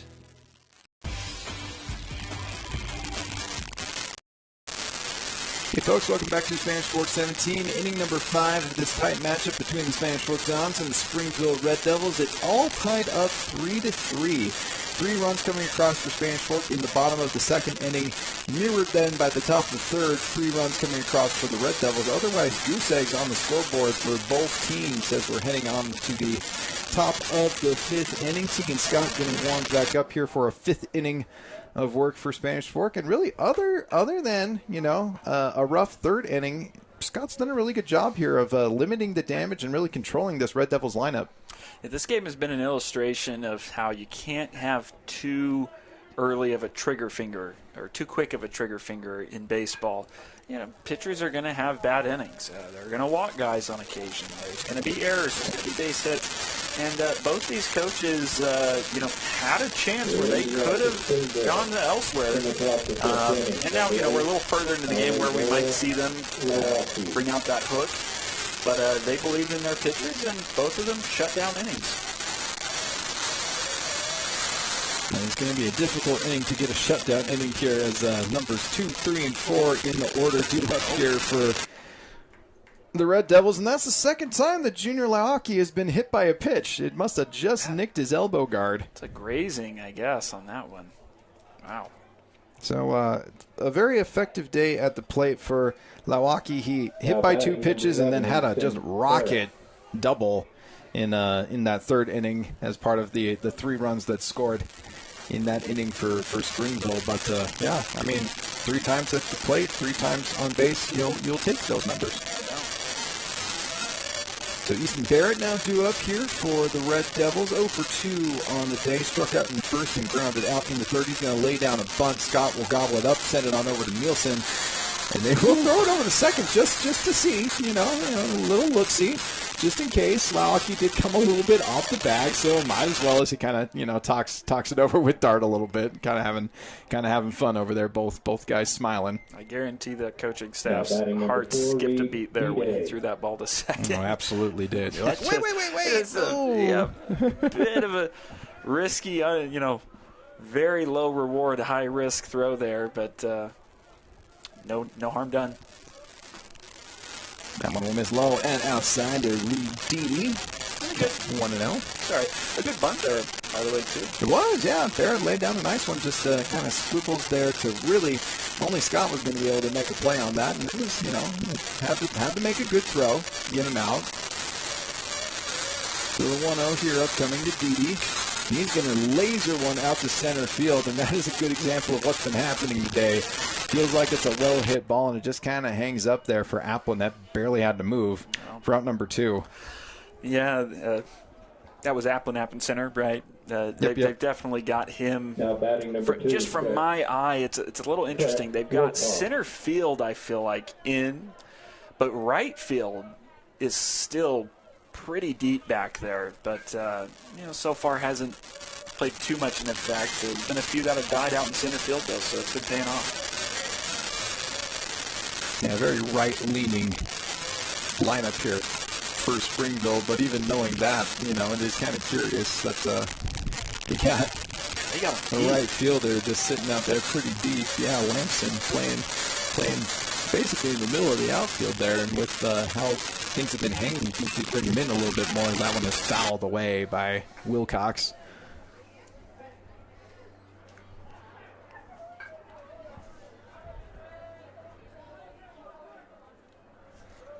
So 2 outs here in the top of the 5th inning. Saw a little bit of Laoki over there at second base after getting hit by a pitch. Was able to advance on a sacrifice bunt by Barrett. So in scoring position here with 2 outs. A 2-1 count here on Trek Wilcox. 0 for 1 on the day. Took a walk in his last at bat and flew out to right in his previous one in the 1st. And Scott will miss again just a bit outside. The count will lead to 3-1.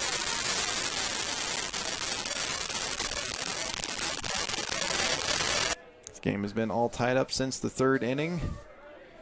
See if someone eventually breaks that. Laoki on the move, and it's going to be a great throw. Oh, they're going to say he's safe. Oh, man. Must have seen a bobble over there because I felt the throw was there on time. Peterson must not have been able to lay down the tag cleanly, and it'll go down as a walk there for Wilcox. So it's going to be runners on the corners now with 2 outs. telling you, at least based off the reaction of Dart, he kind of had his hands up, wondering what happened. Actually talking to the umpire right now. You know, the little dusty, a lot of dirt kicked up, so a little hard for us to see the tag. But based on when the throw got there and when the tag looked to be applied, it looked like he'd been out. And that's going to be the end of the ball game here for Tegan Scott. Unfortunately, not going to be able to make it through this fifth inning. It was close. I mean, he was, looked like an inch away there, if anything, from being able to get that third out. Felt like he had Laaki dead over there at third base on that stolen base attempt. And we talk about how interesting of a call that was, too, to send the runner there with nobody was behind him. So, you know, he's out there in second alone. And on a 3-2, taking off for third, that's a risky call there, and I guess it paid off. That definitely seemed odd in my book, but kind of crazy. So it will be a new pitcher here for Spanish Fork. Getting warmed up here to hopefully close the door here in inning number 5.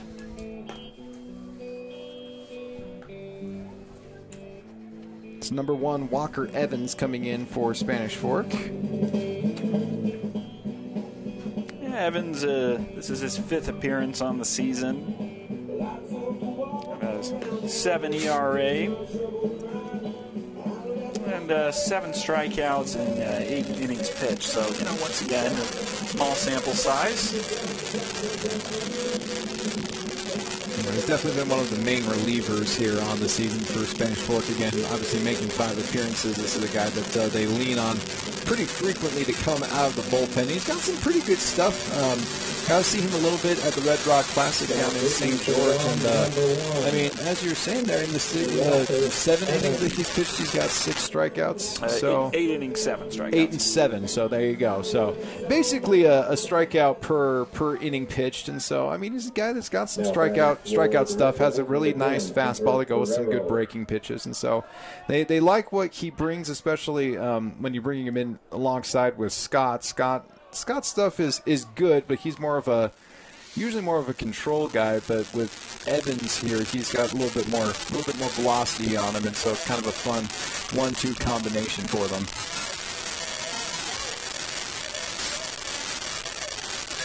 And that first pitch is foul tip into the glove of Nielsen for strike 1.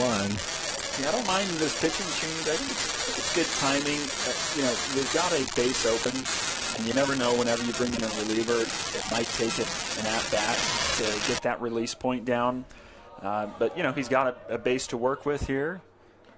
A 1 count, swung on and missed. Also, I actually just saw make a gesture there. Also got a little piece of that one, too. So Pereiro in an 0-2 hole here after swinging at these first 2 pitches by Evans. Love seeing it. Being aggressive, going after the batter. You're that relief pitcher. So runners on the corners here with 2 outs in the top of the 5th inning. Tied ball game 3-3. The 0-2 pitch sails away, and they're just going to go ahead and they're just going to let Wilcox make his way over to second base. No contest there. Yeah, smart move, especially ahead in the count. You know, 0-2 on that pitch. Now 1-2. No need to go after him. Have confidence in your pitching. Go ahead and get the batter here. So Wilcox now at second. Lawaki over at third. The 1-2 will miss low and outside, so evens up the count now at 2-2 on Hunter Pereiro. Pereiro 0 for 2 on the day, struck out looking in the second and grounded out to third in his last at bat in the 3rd inning. Up in a big situation here, hoping to put the Red Devils back on the scoreboard, retake the lead. He's going to foul that inside pitch up and away. We'll keep the count at 2-2. Evans coming in relief of Tegan Scott here in this 5th inning. The 2-2 pitch going to be fouled away once again by Pereiro. Going to keep himself alive here, really giving himself an opportunity here to knock in these runs and for his team hopefully to take the lead for the first time in this ballgame. Yeah, you know, the runner at third there, Lawaki, moving around a lot. And takes a little cut at that They are going to say that he did not go through, so it'll move to a full count now on Pereiro. And my point in bringing that up with Milwaukee on third is the pitch before that. I saw the pitcher there as he's delivering Evans on that throw. Took a peek over at third, and you just don't want that. I mean, you got 2 outs. Focus on the hitter here.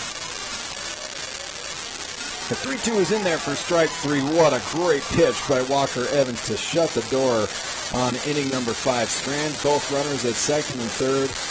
Keeps the scoreboard clean here in inning number 5, getting all sorts of love from this team there as Walker Evans comes in, gets the out, and moves this thing on over to the bottom half of the 5th inning, which gives us an opportunity to thank our sponsors here at Spanish Fork 17. That is Two Jacks Pizza, Triple T, Heating, Cooling, and Plumbing, Lance Wilson State Farm, and MVP Sports.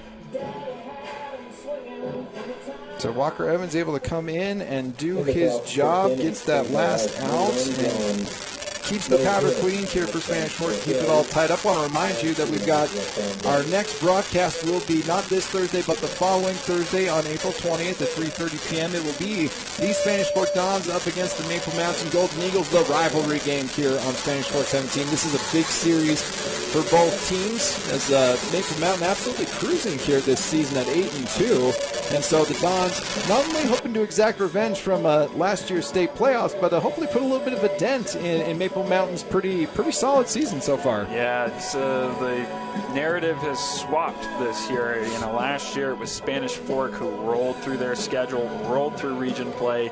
Maple Mountain kind of, falling behind again last season. Maple Mountain gets the upset in the state tournament.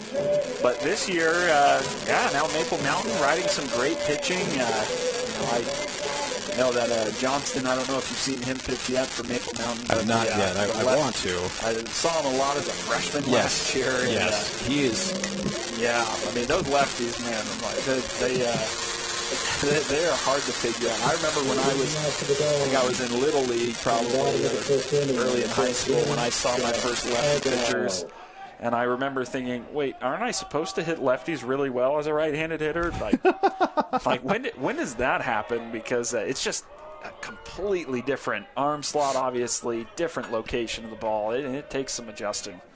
Once you get adjusted, supposedly the platoon advantage is supposed to mean something. But, when you first see it's just different. Oh, yeah. As the count here is 1-1 on Seth Argyle. It's the heart of the order here in the 5th inning for Spanish Fork. Argyle, Lamson, and Dorr up here for the Dons. And that's going to miss well outside for ball 2. So now 2-1 count on Argyle. 0 for 1 on the day. Grounded out into fielder's choice in inning number 1 and took a walk in inning number 2. That one also going to be outside, so moves the count to 3-1. Yeah, Johnston is a special pitcher. Obviously got to see him quite a bit last year calling games, and just the action that he has on his pitches is pretty great, as that one is going to be blooped foul. And giving chase out there is the third baseman, but runs out of real estate. So we'll move the count to full on Argyle.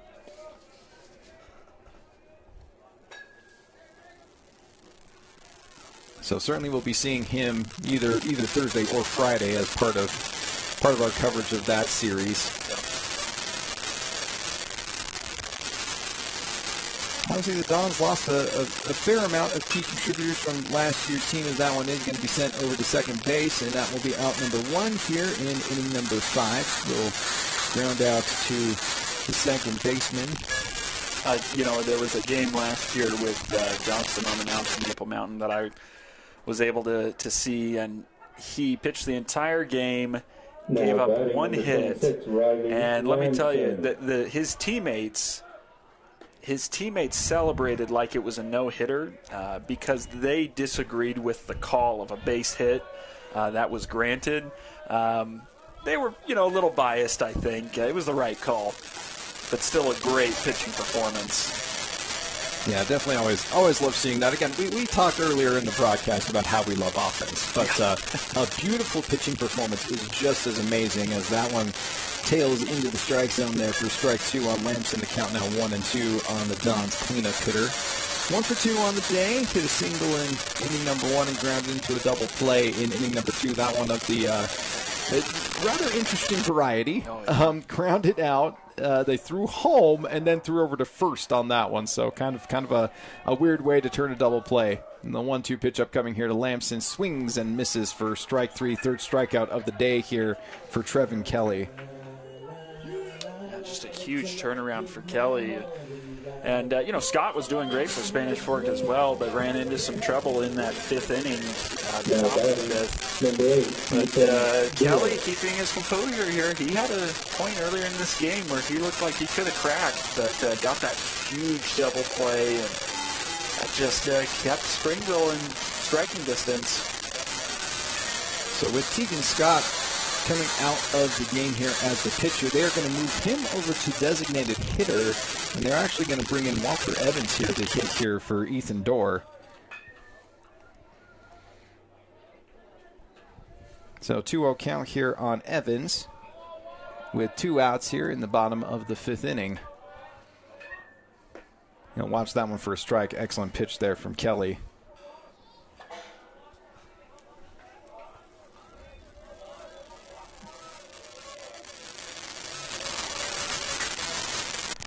That will miss, and it will move the count now to 3-1. Nice hitter's count here for Evans.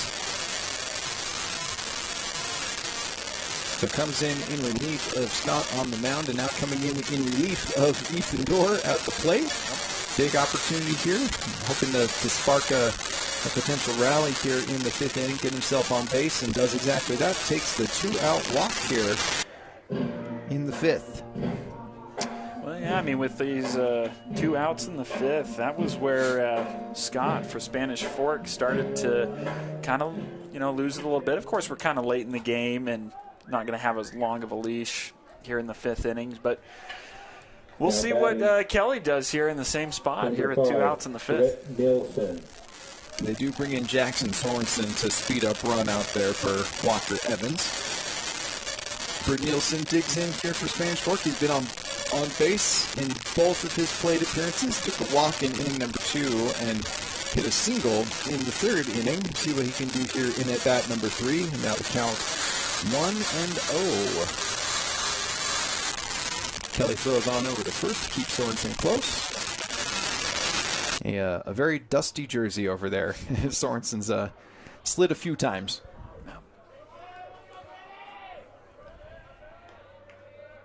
The 1-0 here to Nielsen is going to be inside, and it's going to get past the catcher. Sorensen will take a nice long look and make his way back on over towards second base. But able to now get in scoring position here with 2 outs. Yeah, look, extra base hits are going to be very hard to come by in this game with the way the wind is knocking the ball down. Getting over to second there, it's huge. Now you're looking at a little dribbler, anywhere gets through, that run's probably scoring. And Nielsen has hit one of those dribblers here in this ball game.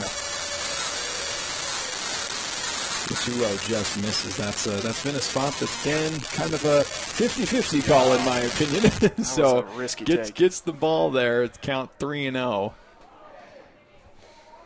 Might go green light here. Crucial run. And he's going to nick the outside part of the plate for strike 1. That's an excellent pitch there by Kelly. Gives himself a chance here against Nielsen. Nielsen definitely crowded the plate on that particular pitch. He kind of crowds the plate a little bit anyway, but he basically was right on top of the line there on the batter's box.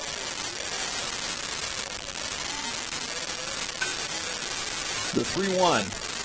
Swung on and missed for strike 2. So now a full count here with 2 outs in the bottom of the 5th.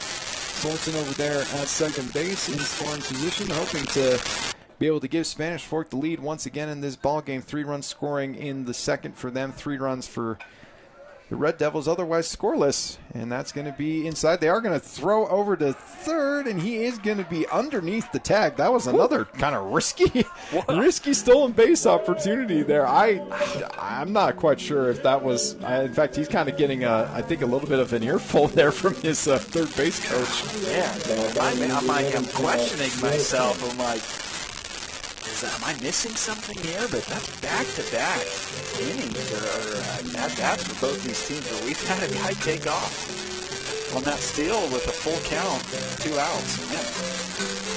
Yeah, that's just not your typical strategy. I'm not going to say bad strategy, but I'll just say not typical strategy. Right. You know, you like to send your runners running on the full count, you know, when you've got 2 outs, but it just felt like maybe in that moment, you know, the moments that they've picked have not been particularly great, but they've been able to get away with it in some ways. And if anybody's wondering, you know, what we're talking about, well, why is it a huge deal? Well, with 2 outs at second, your chances of scoring don't go up that much higher when you're at third if the ball is put in play. With 2 outs, as soon as the ball is hit, you're taking off. No matter if it's in the sky or on the ground, you're taking off.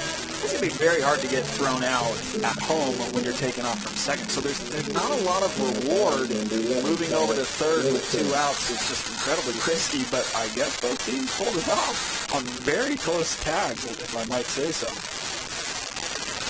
It's a bold strategy, Cotton. Yeah. And fortunately for them, it has paid off. It has, yeah. So runners on the corners here with 2 outs in this bottom of the 5th inning. This game is still all tied up. And that is going to be sprayed out into right field. And the play will be made out there. And this ball game will stay tied 3-3. Spanish Fork threatening here in the bottom of the 5th inning. But the runners will be stranded. We will get you inning number 6 when we come back on Spanish Fork 17.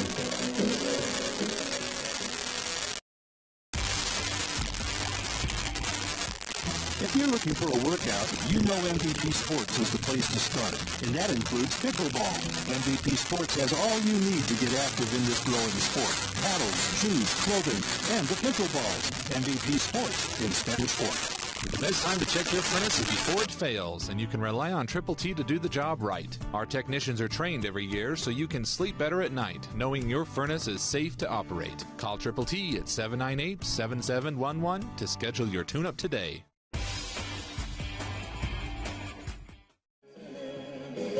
Welcome back to Spanish Fork 17, folks. Inning number 6 of this matchup between the Spanish Fork Dons and the Springville Red Devils. Beautiful day at Nelson Ball Field. The ball game is all tied up 3-3. All 3 runs coming in half an inning for both teams. Bottom of the 2nd for Spanish Fork. Top of the 3rd for Springville. Otherwise, zeros on the scoreboard. Kind of been a weird ball game. I mean, all the runs coming in just those 2 little spurts, and it hasn't necessarily been like clean baseball necessarily. So it's kind of been a fun, interesting ball game, very tight. And again, this is one that's really big for both teams. Really kind of needing to. For Springville, I mean, lost yesterday in a big offensive slugfest, 11-9, and would love to be able to sneak in a win here and potentially take the series. For Spanish Fork, if they could get momentum rolling here in Region 9, it would really help turn their season around. Yep. And that thing is going to be sent out into right field. Lamson camping under it, and that's going to be out number 1 here in the top of the 6th. Brooks Thorpe flying out here for out number 1. Yeah, this is a game that means a lot to both of these teams. Springville actually had a very good non-region play, and now, if I recall, 0-4 to begin region play. So they're kind of trying to turn around, their region action. Whereas Spanish Fork has only played 1 game in region, and so they're trying to get off to a hot start record-wise. This thing's going to be sent out into left field. And the play will be made out there by Marziel for out number 2. So Walker Evans now in pitching here for Spanish Fork, and he's going to get 2 quick outs here in the top of the 6th inning after getting a very big strikeout of Hunter Pereiro to end the 5th inning. It's always big when you come in as a reliever mid-inning, you get that out, but then they bring you back out into that next inning. You got to be careful, especially as a reliever. They can get hyped up quite a lot. You got to be careful to not get too hyped up when you get that big out to get out of the inning, because you might have more work to do. Count evens up now here on Whittison, 1-1. After that, pitch sails a little bit on Walker Evans. Oh, and the 1-1 is gonna, that's gonna hit him squarely on the arm. That's ouchie. Looks like he's got that elbow guard, which he does. It seems like anytime you have some type of body protection on, it never hits that. But I think that one actually did get him there. So, yeah, 3rd hit by pitch of the day here for Don's pitchers. Tegan Scott plunking Junior Laoki twice, and then now Whittison getting hit here by Evans. It's not the favorite way to get on base, but it is a way. That is going to be fouled away by Trent Ash. It'll be plate appearance number 4 for him on the day. Top of the order back up here for the Red Devils. 1 for 3 on the day. A couple ground outs and a single in the third inning. It was one of the Red Devils that scored as part of that 3-run third inning. The 0-1 from Evans is a beauty for strike 2. Definitely fooled him there. Evans, when his curveball is on, he's a really great reliever for Coach Nelson. I mean, he's got a really nice fastball, good velocity on it, but the break that he gets on his curveball is quite impressive. Up and running. It has been dangerous to run on Nielsen, and that is why. Oh my gosh, Cal Nielsen just absolutely guns down TJ Whittison, and that is going to end the 6th inning.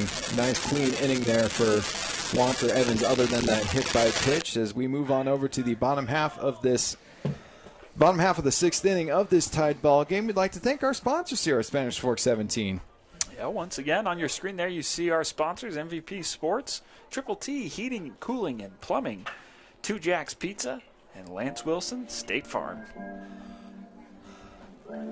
The second guy that's been thrown out today by Cal Nielsen, and really you could almost argue third person that's been thrown out. I still think, as you mentioned earlier, I think Lawaki was out there at third base, but Cal Nielsen has been very impressive behind the mound here today. If you are a catcher, folks, watch what Nielsen has been doing today, and you'll know what you need to be doing behind the backstop. Yeah, absolutely. He knows. Just from what I can tell, he's got a real good understanding of how much his ball tails.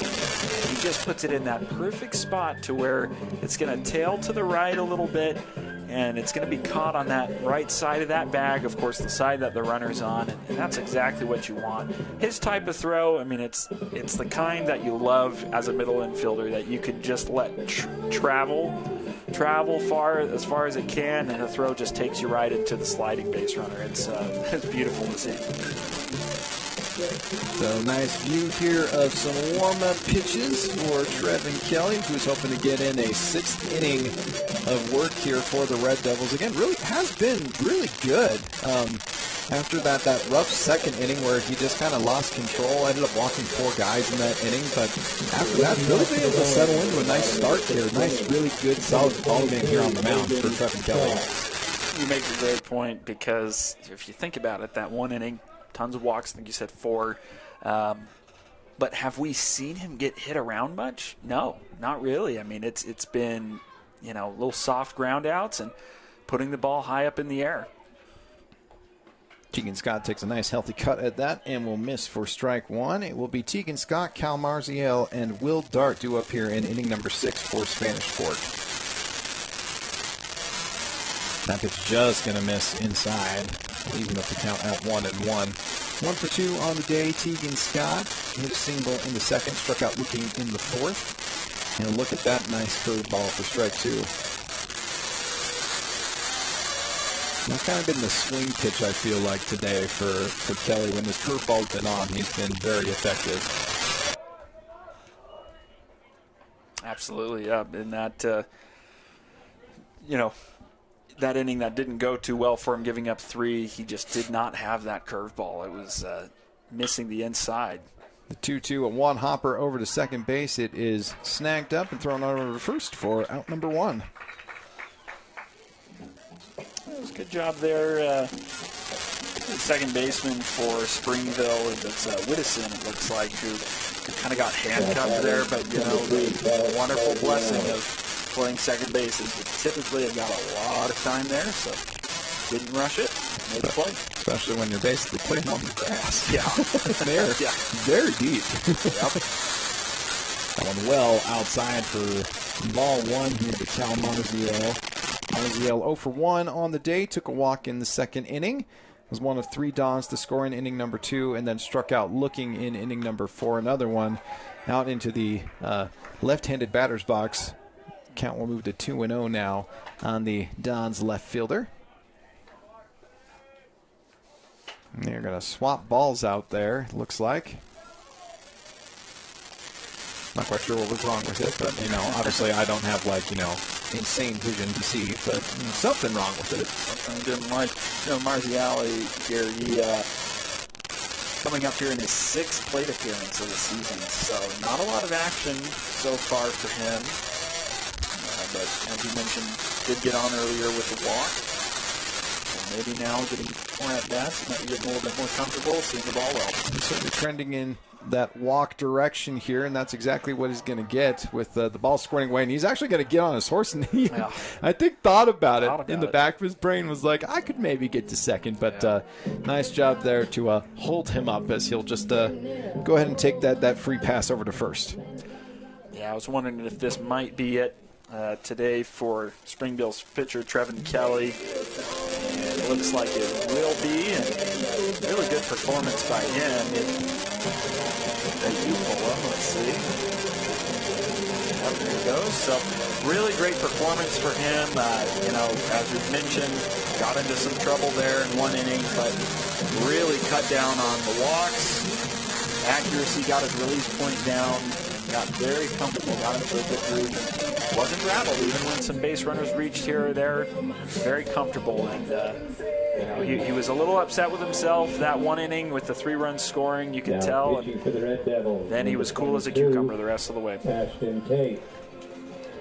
So it'll be number 22, Ashton Tate, coming in relief of Trevin Kelly. Got through 5 1/3 here for the Red Devils. They'll bring in their southpaw out of the bullpen to come in relief of him.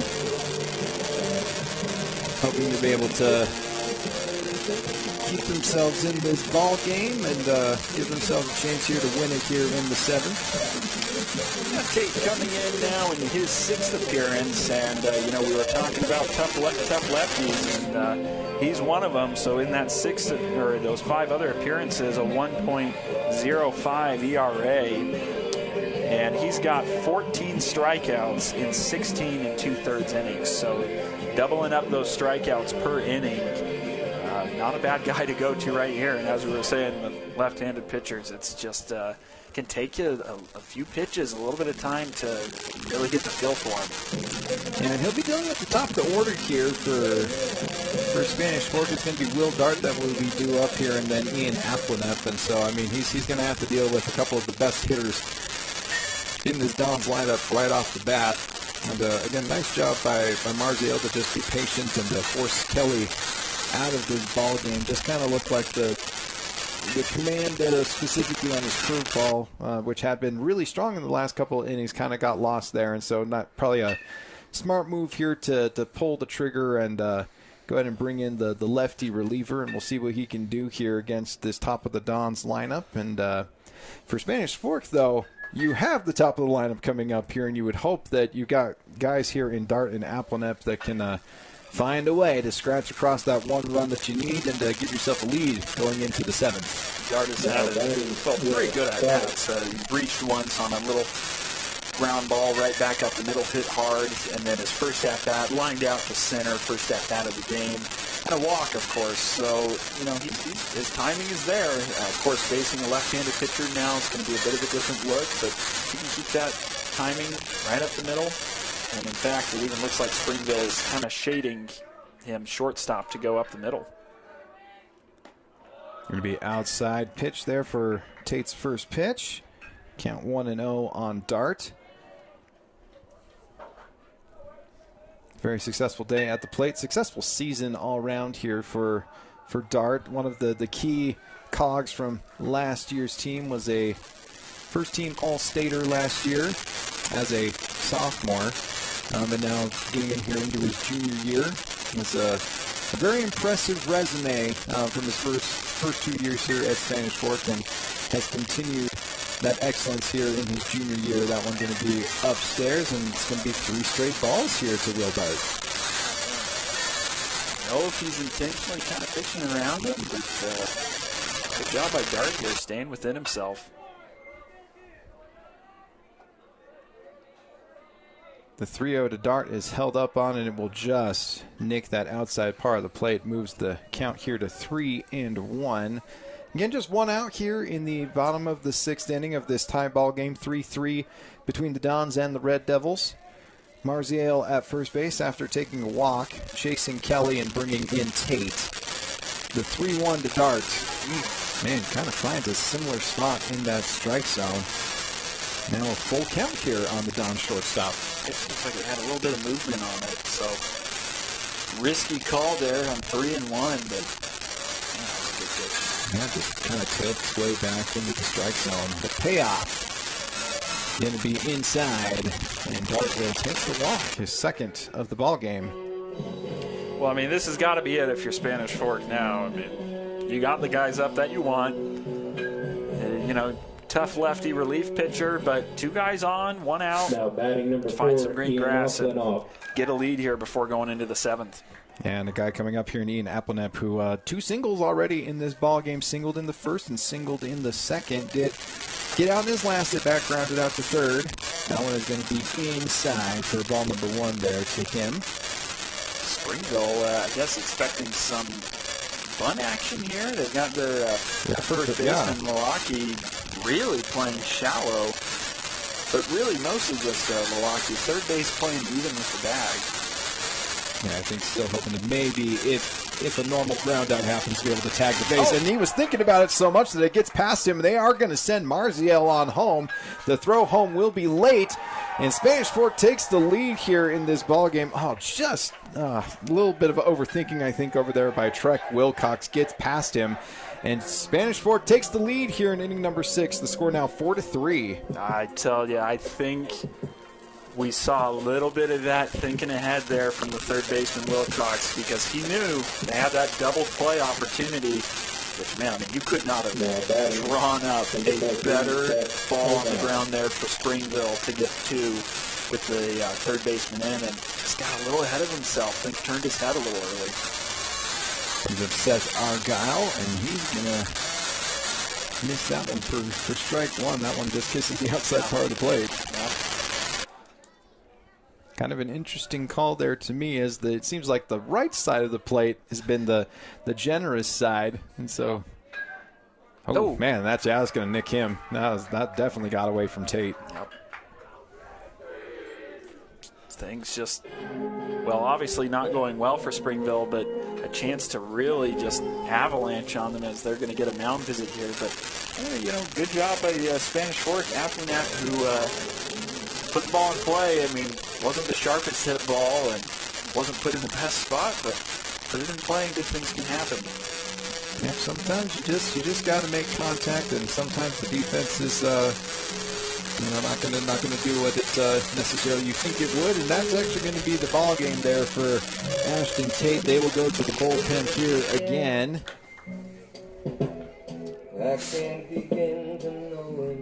Opting to go with the righty. That is number 28.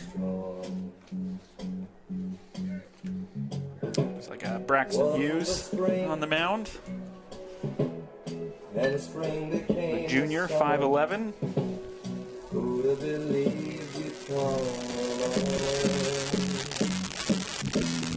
So not the best of outings for Ashton Tate. Actually, ended up not even recording an out as part of his relief appearance. And he allows the run to score, coming on an error, so it will not be counted as an earned run, but a run nonetheless.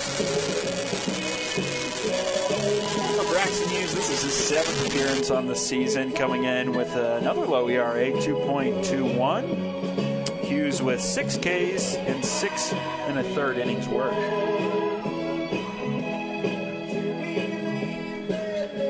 But not the situation that you love to come in for as a relief pitcher. Although, I don't know, some guys are kind of crazy. They love coming in these high leverage stakes situations. Yep. Some people absolutely thrive on it. As we're getting a little view of the booth here, always love being able to see that. Hello, here's the hand. Yes, we are here. Window. We are live. Yes, this is the open window. If ever a foul ball is to happen, we will have hands ready for it. But yeah. It's been a fun night. Obviously, I like having the window open because it is. We got a little breeze going on, makes it just a nice cooler environment, you know. Sun's peeking out a little bit now. It's been a little overcast. It has been. It has been a little bit, which has been unfortunate. But still, I will take this weather over basically all the other weather that we've had so far. Take the last the 5 months. Oh my gosh! Even when we went down to St. George, it wasn't great. As Lamson ends up getting hit by a pitch, and that's going to bring in another run here for Spanish Fork. You don't necessarily see that one every day. So an RBI for Riley Lamson the tough way. Gets a little bruise for his accolades, but still. I don't know what the coaches are seeing, so they might have had a reason to do it. But looking back on it, it's easy to second guess. But I'm a little surprised that they took Tate out there. He wasn't getting hit around. Very easily could have had a double play. Didn't work out. And instead they go with Hughes. And, like I was saying, it's just not a great spot to bring in a reliever with bases loaded. So Evans will watch a second pitch there by Hughes that will miss. The count is 2-0 on him. Again, after coming in relief of Ashton Tate, ends up hitting Lamson with the pitch, and now it's going to be missing again. So now it's 3 quick balls here to Walker Evans. It was a game that was all tied up here going into the 6th inning. Now kind of getting away here from Springville potentially. He does a nice job of coming back with a strike, though. So it'll be 3-1 now on the Spanish Fork pitcher.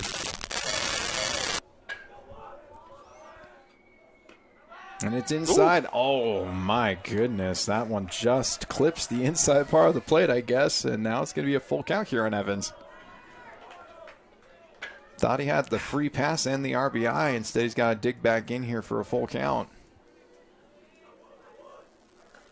He watches that one, and he will still get the free pass and the RBI as 3 runs have now come across here in this 6th inning for Spanish Fork. They double up the runs here on Springville. It's now 6-3 here in the bottom of the 6th. And Milwaukee at first definitely wanted the batter run up on that one. He's raising his hands up in the air. Certainly was close. I mean, if I was in the batter's box, I'd have been swinging. Yeah. But that's just how I am. But I mean, I think that was a good call by the ump. I do think it was a little high, and so I'm in agreement with that one. Big moment here for Britt Nielsen. He fouls that one away. Laoki giving chase and runs out of real estate, and it ends up landing in the Dons bullpen. Which you get to see that there is some action going on in the Spanish Fork bullpen, so that's good to know. Trying to give a sizable lead to their next pitcher coming in. They got 3 runs on the board here.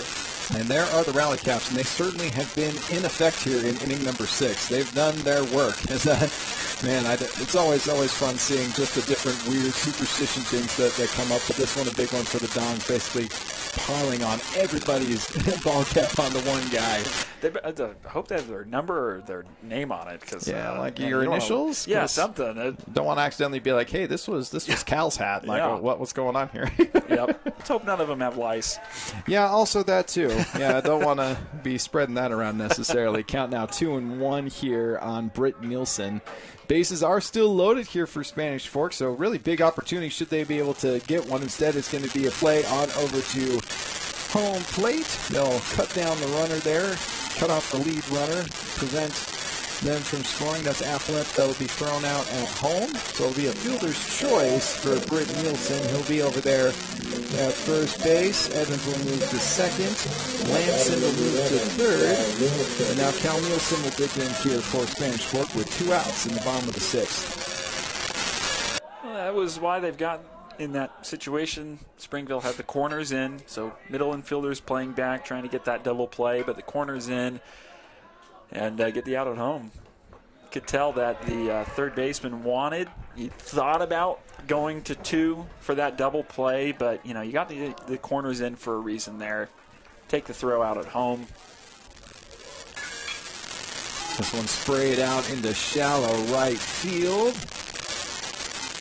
The play is going to be made, and that is going to end the 6th inning. The bases will stay loaded, but the Dons do the damage they need to do, scoring 3 runs, giving themselves a 6-3 lead as we head on over to the 7th inning here on Spanish Fork 17.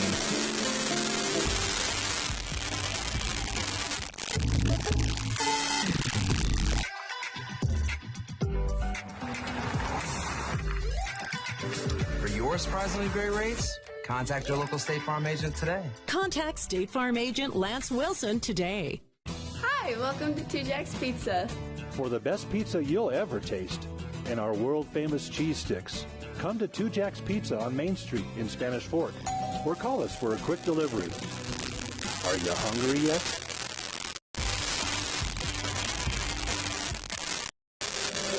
Welcome back to Spanish Fork 17. It is crunch time here. Inning number 7 of this matchup between the Spanish Fork Dons and the Springville Red Devils here at Nelson Field in Spanish Fork, Utah. The sun finally peeking out and greeting us here for what hopefully for the Dons is the final inning here for them. They now have a 6-3 lead after 3 runs coming across in that 6th inning. Kind of in a weird fashion. A lot of literally guys walking in. Ended up being more of a bases loaded situation where they walked in a couple guys and even had a guy that got hit by a pitch bringing in a run. So kind of a weird, wacky 6th inning, but for Spanish Fork, he will absolutely take it. Yes, absolutely.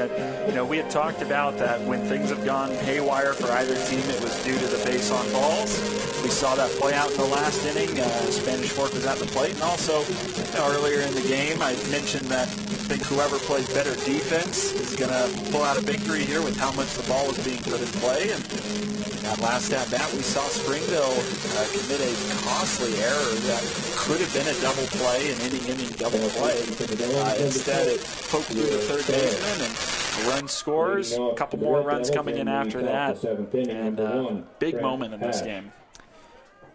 So coming in to close here is the Spanish Fork closer, Will Dart. Basically, he usually comes in with the lead most times here when Spanish Fork is up, and he's got some great stuff, and that is going to be strike number 1 to Trent Ash. It'll be the top of the order here for the Red Devils. Ash, Milwaukee, and Barrett due up here for Springville.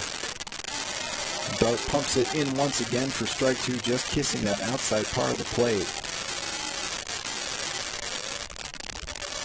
Yeah, the sun actually now out with a vengeance here. And that's strike 3. Whew. 3 straight just humdingers there by Will Dart. I think he tipped it. Actually. Oh, he tipped it. Oh, he did, yeah. Must have, I guess. I don't know. It didn't look like any contact was made, but... No. But, yeah, must have got a piece of it, and Nielsen must not have been able to quite corral that in. So I guess there'll be another pitch here. And then instead will be slapped over to Peterson. He will try to make the throw across the diamond, and it will be late. So it's going to be an infield single here for Trent Ash.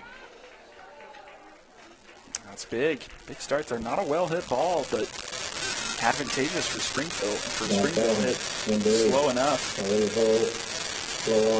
Now for Dart coming in, this is his 3rd appearance on the season. No runs allowed so far. And he just kind of relishes the moment here, kind of being the Dons de facto closer, as, man, there's big distance there on that ball by Milwaukee, deep out there into center field. It will be caught by Applenep, though, for out number 1. That's a big out right there. Yes, that's the big dangerous hitter in Springville lineup. To be able to get him to fly out to center is a very, very big deal there for Dart. Easton Barrett now coming up here for...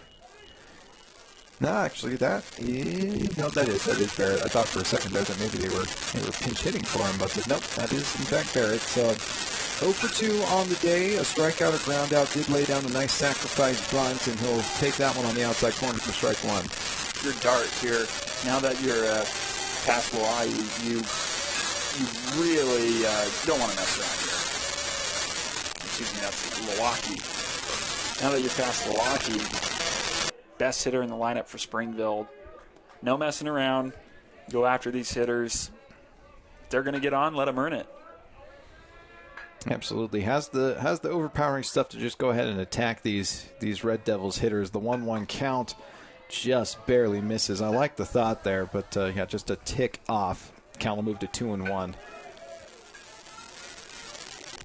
Trent Ash led off the 7th inning here with a single. Milwaukee flying out to center field. Another potential flyout opportunity here. This one quite deep out there. It is carrying quite nicely, and it's going to be off the glove of Aplanap. And Ash is going to have to cruise over to third base. Yeah, that's one of the few times that the ball's actually hung up here today. Easton Barrett getting a little bit of an advantage here with the wind calming down enough that it just kind of kept sailing out there in the outfield, goes off of Aplanup's glove and lands on the grass. Yeah, that flag is a lot more stagnant than it was earlier, and that's what's tough is for Aplanap. Everything's been in front of you this entire game, and then just like that, this late in the game, you gotta get your tail deep in the left center field gap, and so maybe a little rusty, a little cold there because that ball hit his glove and it popped out. Yeah, that's an unfortunate break there for the Don center fielder. It now puts 2 runners in scoring position with just 1 out here for Springville, and brings up Reed Deedy, the cleanup hitter, who is a guy that in yesterday's ball game hit a home run, which if he were to do that here right now, this ball game's all tied up. It's as good of a chance as he can have right now with the wind dying down. The 0-1 is sent out into center field. It is going to be shallow this time. Aplanep comes in on it, trying to prevent the sacrifice fly, and does exactly that. Does his job there, gets the out, and we've now just down to 1 out here for Springville. Now batting number 2, Trent Wilcox. This certainly would have been very risky for Ash to try to run in on that one, as that was pretty shallow out there in center field, but he certainly thought about it. Absolutely. No need in taking a risk when you're down by 3, when you're just 1 run at third, keep the inning alive. Springville, they're going to hope for a few more hits. Trent Wilcox digging in here for the Red Devils. He will watch that first pitch just a bit low on the inside for ball 1. Wilcox on the day, 0 for 1. He flied out to right in his first at bat and then has taken walks in his last 2 plate appearances. That one's going to be sprayed foul.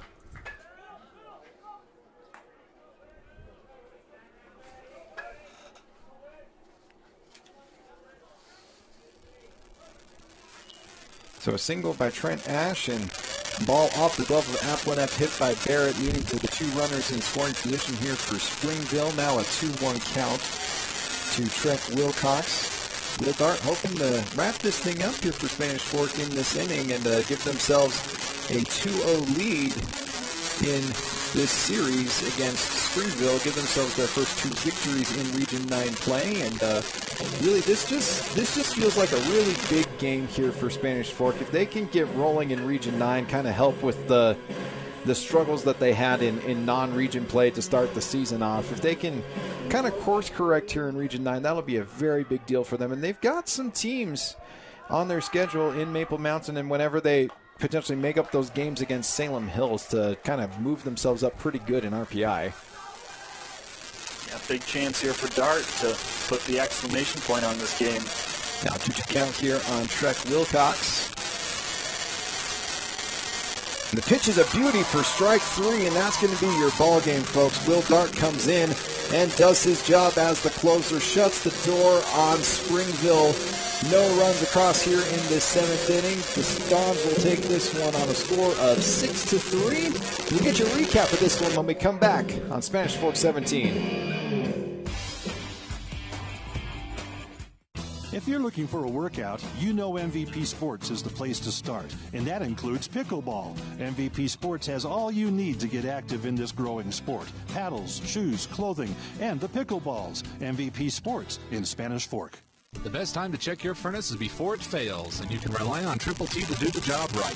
Our technicians are trained every year so you can sleep better at night, knowing your furnace is safe to operate. Call Triple T at 798-7711 to schedule your tune-up today.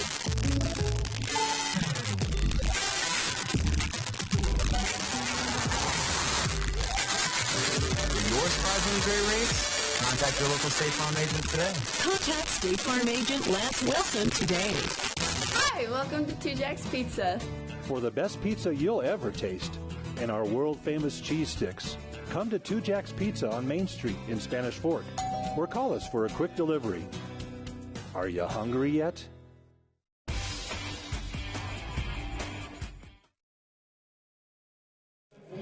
Welcome back to Spanish Fork 17. Ball game is all done here between the Spanish Fork Dons and the Springville Red Devils. The Dons taking this one on a score of 7-3, getting 3 runs across in the 6th inning to go ahead and take the victory here.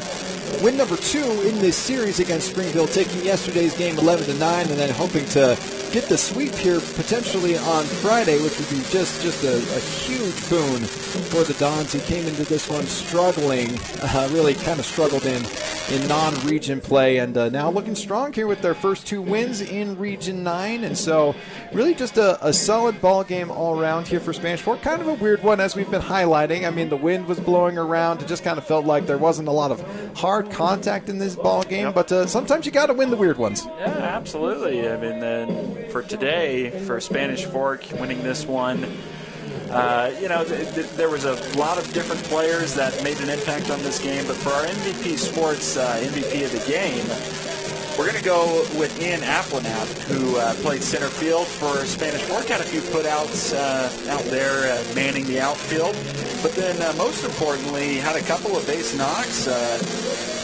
Also reached on an error in that last inning in the bottom of the 6th. Now, I'm still going to give him props for it because he put the ball on the ground, hit it pretty sharply, and had to let their, made their defense have to make a play, and they didn't. So runs scored on that one, and it allowed a couple more to score later. So Ian Applenap, who goes 2 for 4 with a run driven in and caused some chaos for Springville, you are our MVP Sports MVP of the game. Yeah. Congrats to Ian Applenap. Quick shout out as well to Will Dart. Solid game for him too. 1 for 2 on the day. Had a single, couple walks. Really was a good key cog in the offense, as well as coming in the 7th inning and closing the ball game on the mound for Spanish Fork. So really just a nice ball game for lots of Dons players here. But definitely, our big MVP Sports MVP of the game to Ian Applenap. Want to remind you that our next broadcast is going to be not this Thursday, but the following Thursday on April 20th at 3:30 p.m. It will be the Spanish Fork Dons up against the Maple Mountain Golden Eagles. It is the first game of the rivalry series here on Spanish Fork 17. We will get you Thursday's ball game as well as Friday's ball game. Thursdays will be at Maple Mountain. Fridays will be at Spanish Fork. That is going to be just a huge series. Maple Mountain already cruising here this season, 8-2 on the year, number 2 right now in RPI. Really just having a phenomenal season, powered by their sophomore ace Chase Johnston. But for the Dons, this could be a turning point series for them here. If they can get the sweep here of Springville and then find their way to kind of rejuvenating themselves here in Region 9 play, this could be a very tough matchup here for the Golden Eagles. Hell yeah, I can't wait. I mean, it's a rivalry matchup, so anything can happen, as Spanish Fork learned the hard way last year in tournament play. So who knows what's going to happen on this one. I tell you, I can't wait. I'm really excited to see these two schools play. Going to be a phenomenal series. We know that both teams circled this series in highlighter red. We hope that you have done the same on your calendar, because it's going to be an absolutely fantastic game. Let's go ahead and put a bow on this one. Thank you so much for joining us here on Spanish Fork 17. For our crew here at Spanish Fork 17, I'm Angela Rose. He's Mac Browning. We've had a fun time broadcasting this game for you, and it's even better when it's a Don winner. 6-3, the Dons over the Red Devils here on Spanish Fork 17. We will see you next Thursday with the rivalry matchup against the Golden Eagles.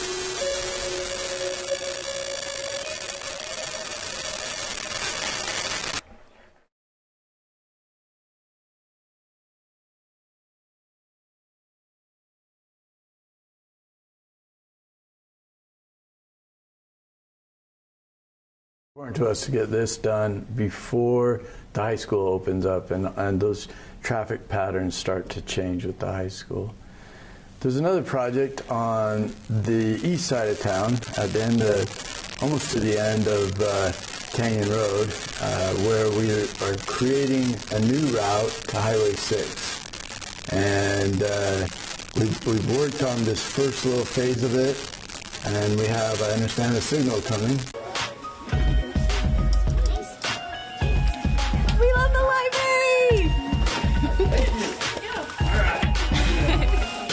Well, I'm Aaron. We're here to help bring the books across. We love the library. I'm really excited about the new one.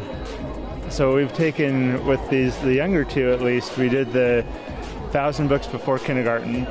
And so it was kind of part of our week, is that every week we came down and went to the library. And it's fun to have the books, but it's also just a nice place to be. I think it's really cool to be helping move all these books into the new library. It's been fun legally jaywalking, as one of the people helping run this has been saying. But I also think it's cool to see the new library. I'm really excited to be able to check out books and read them here. What are you looking forward to the most and why? That it's bigger, so there's like a lot more room for more books. I like to do the activities that they have where you find the stuff around the library to mark off the stuff and then get a prize at the end. And I like to find my books and read them because they're very exciting. Good morning.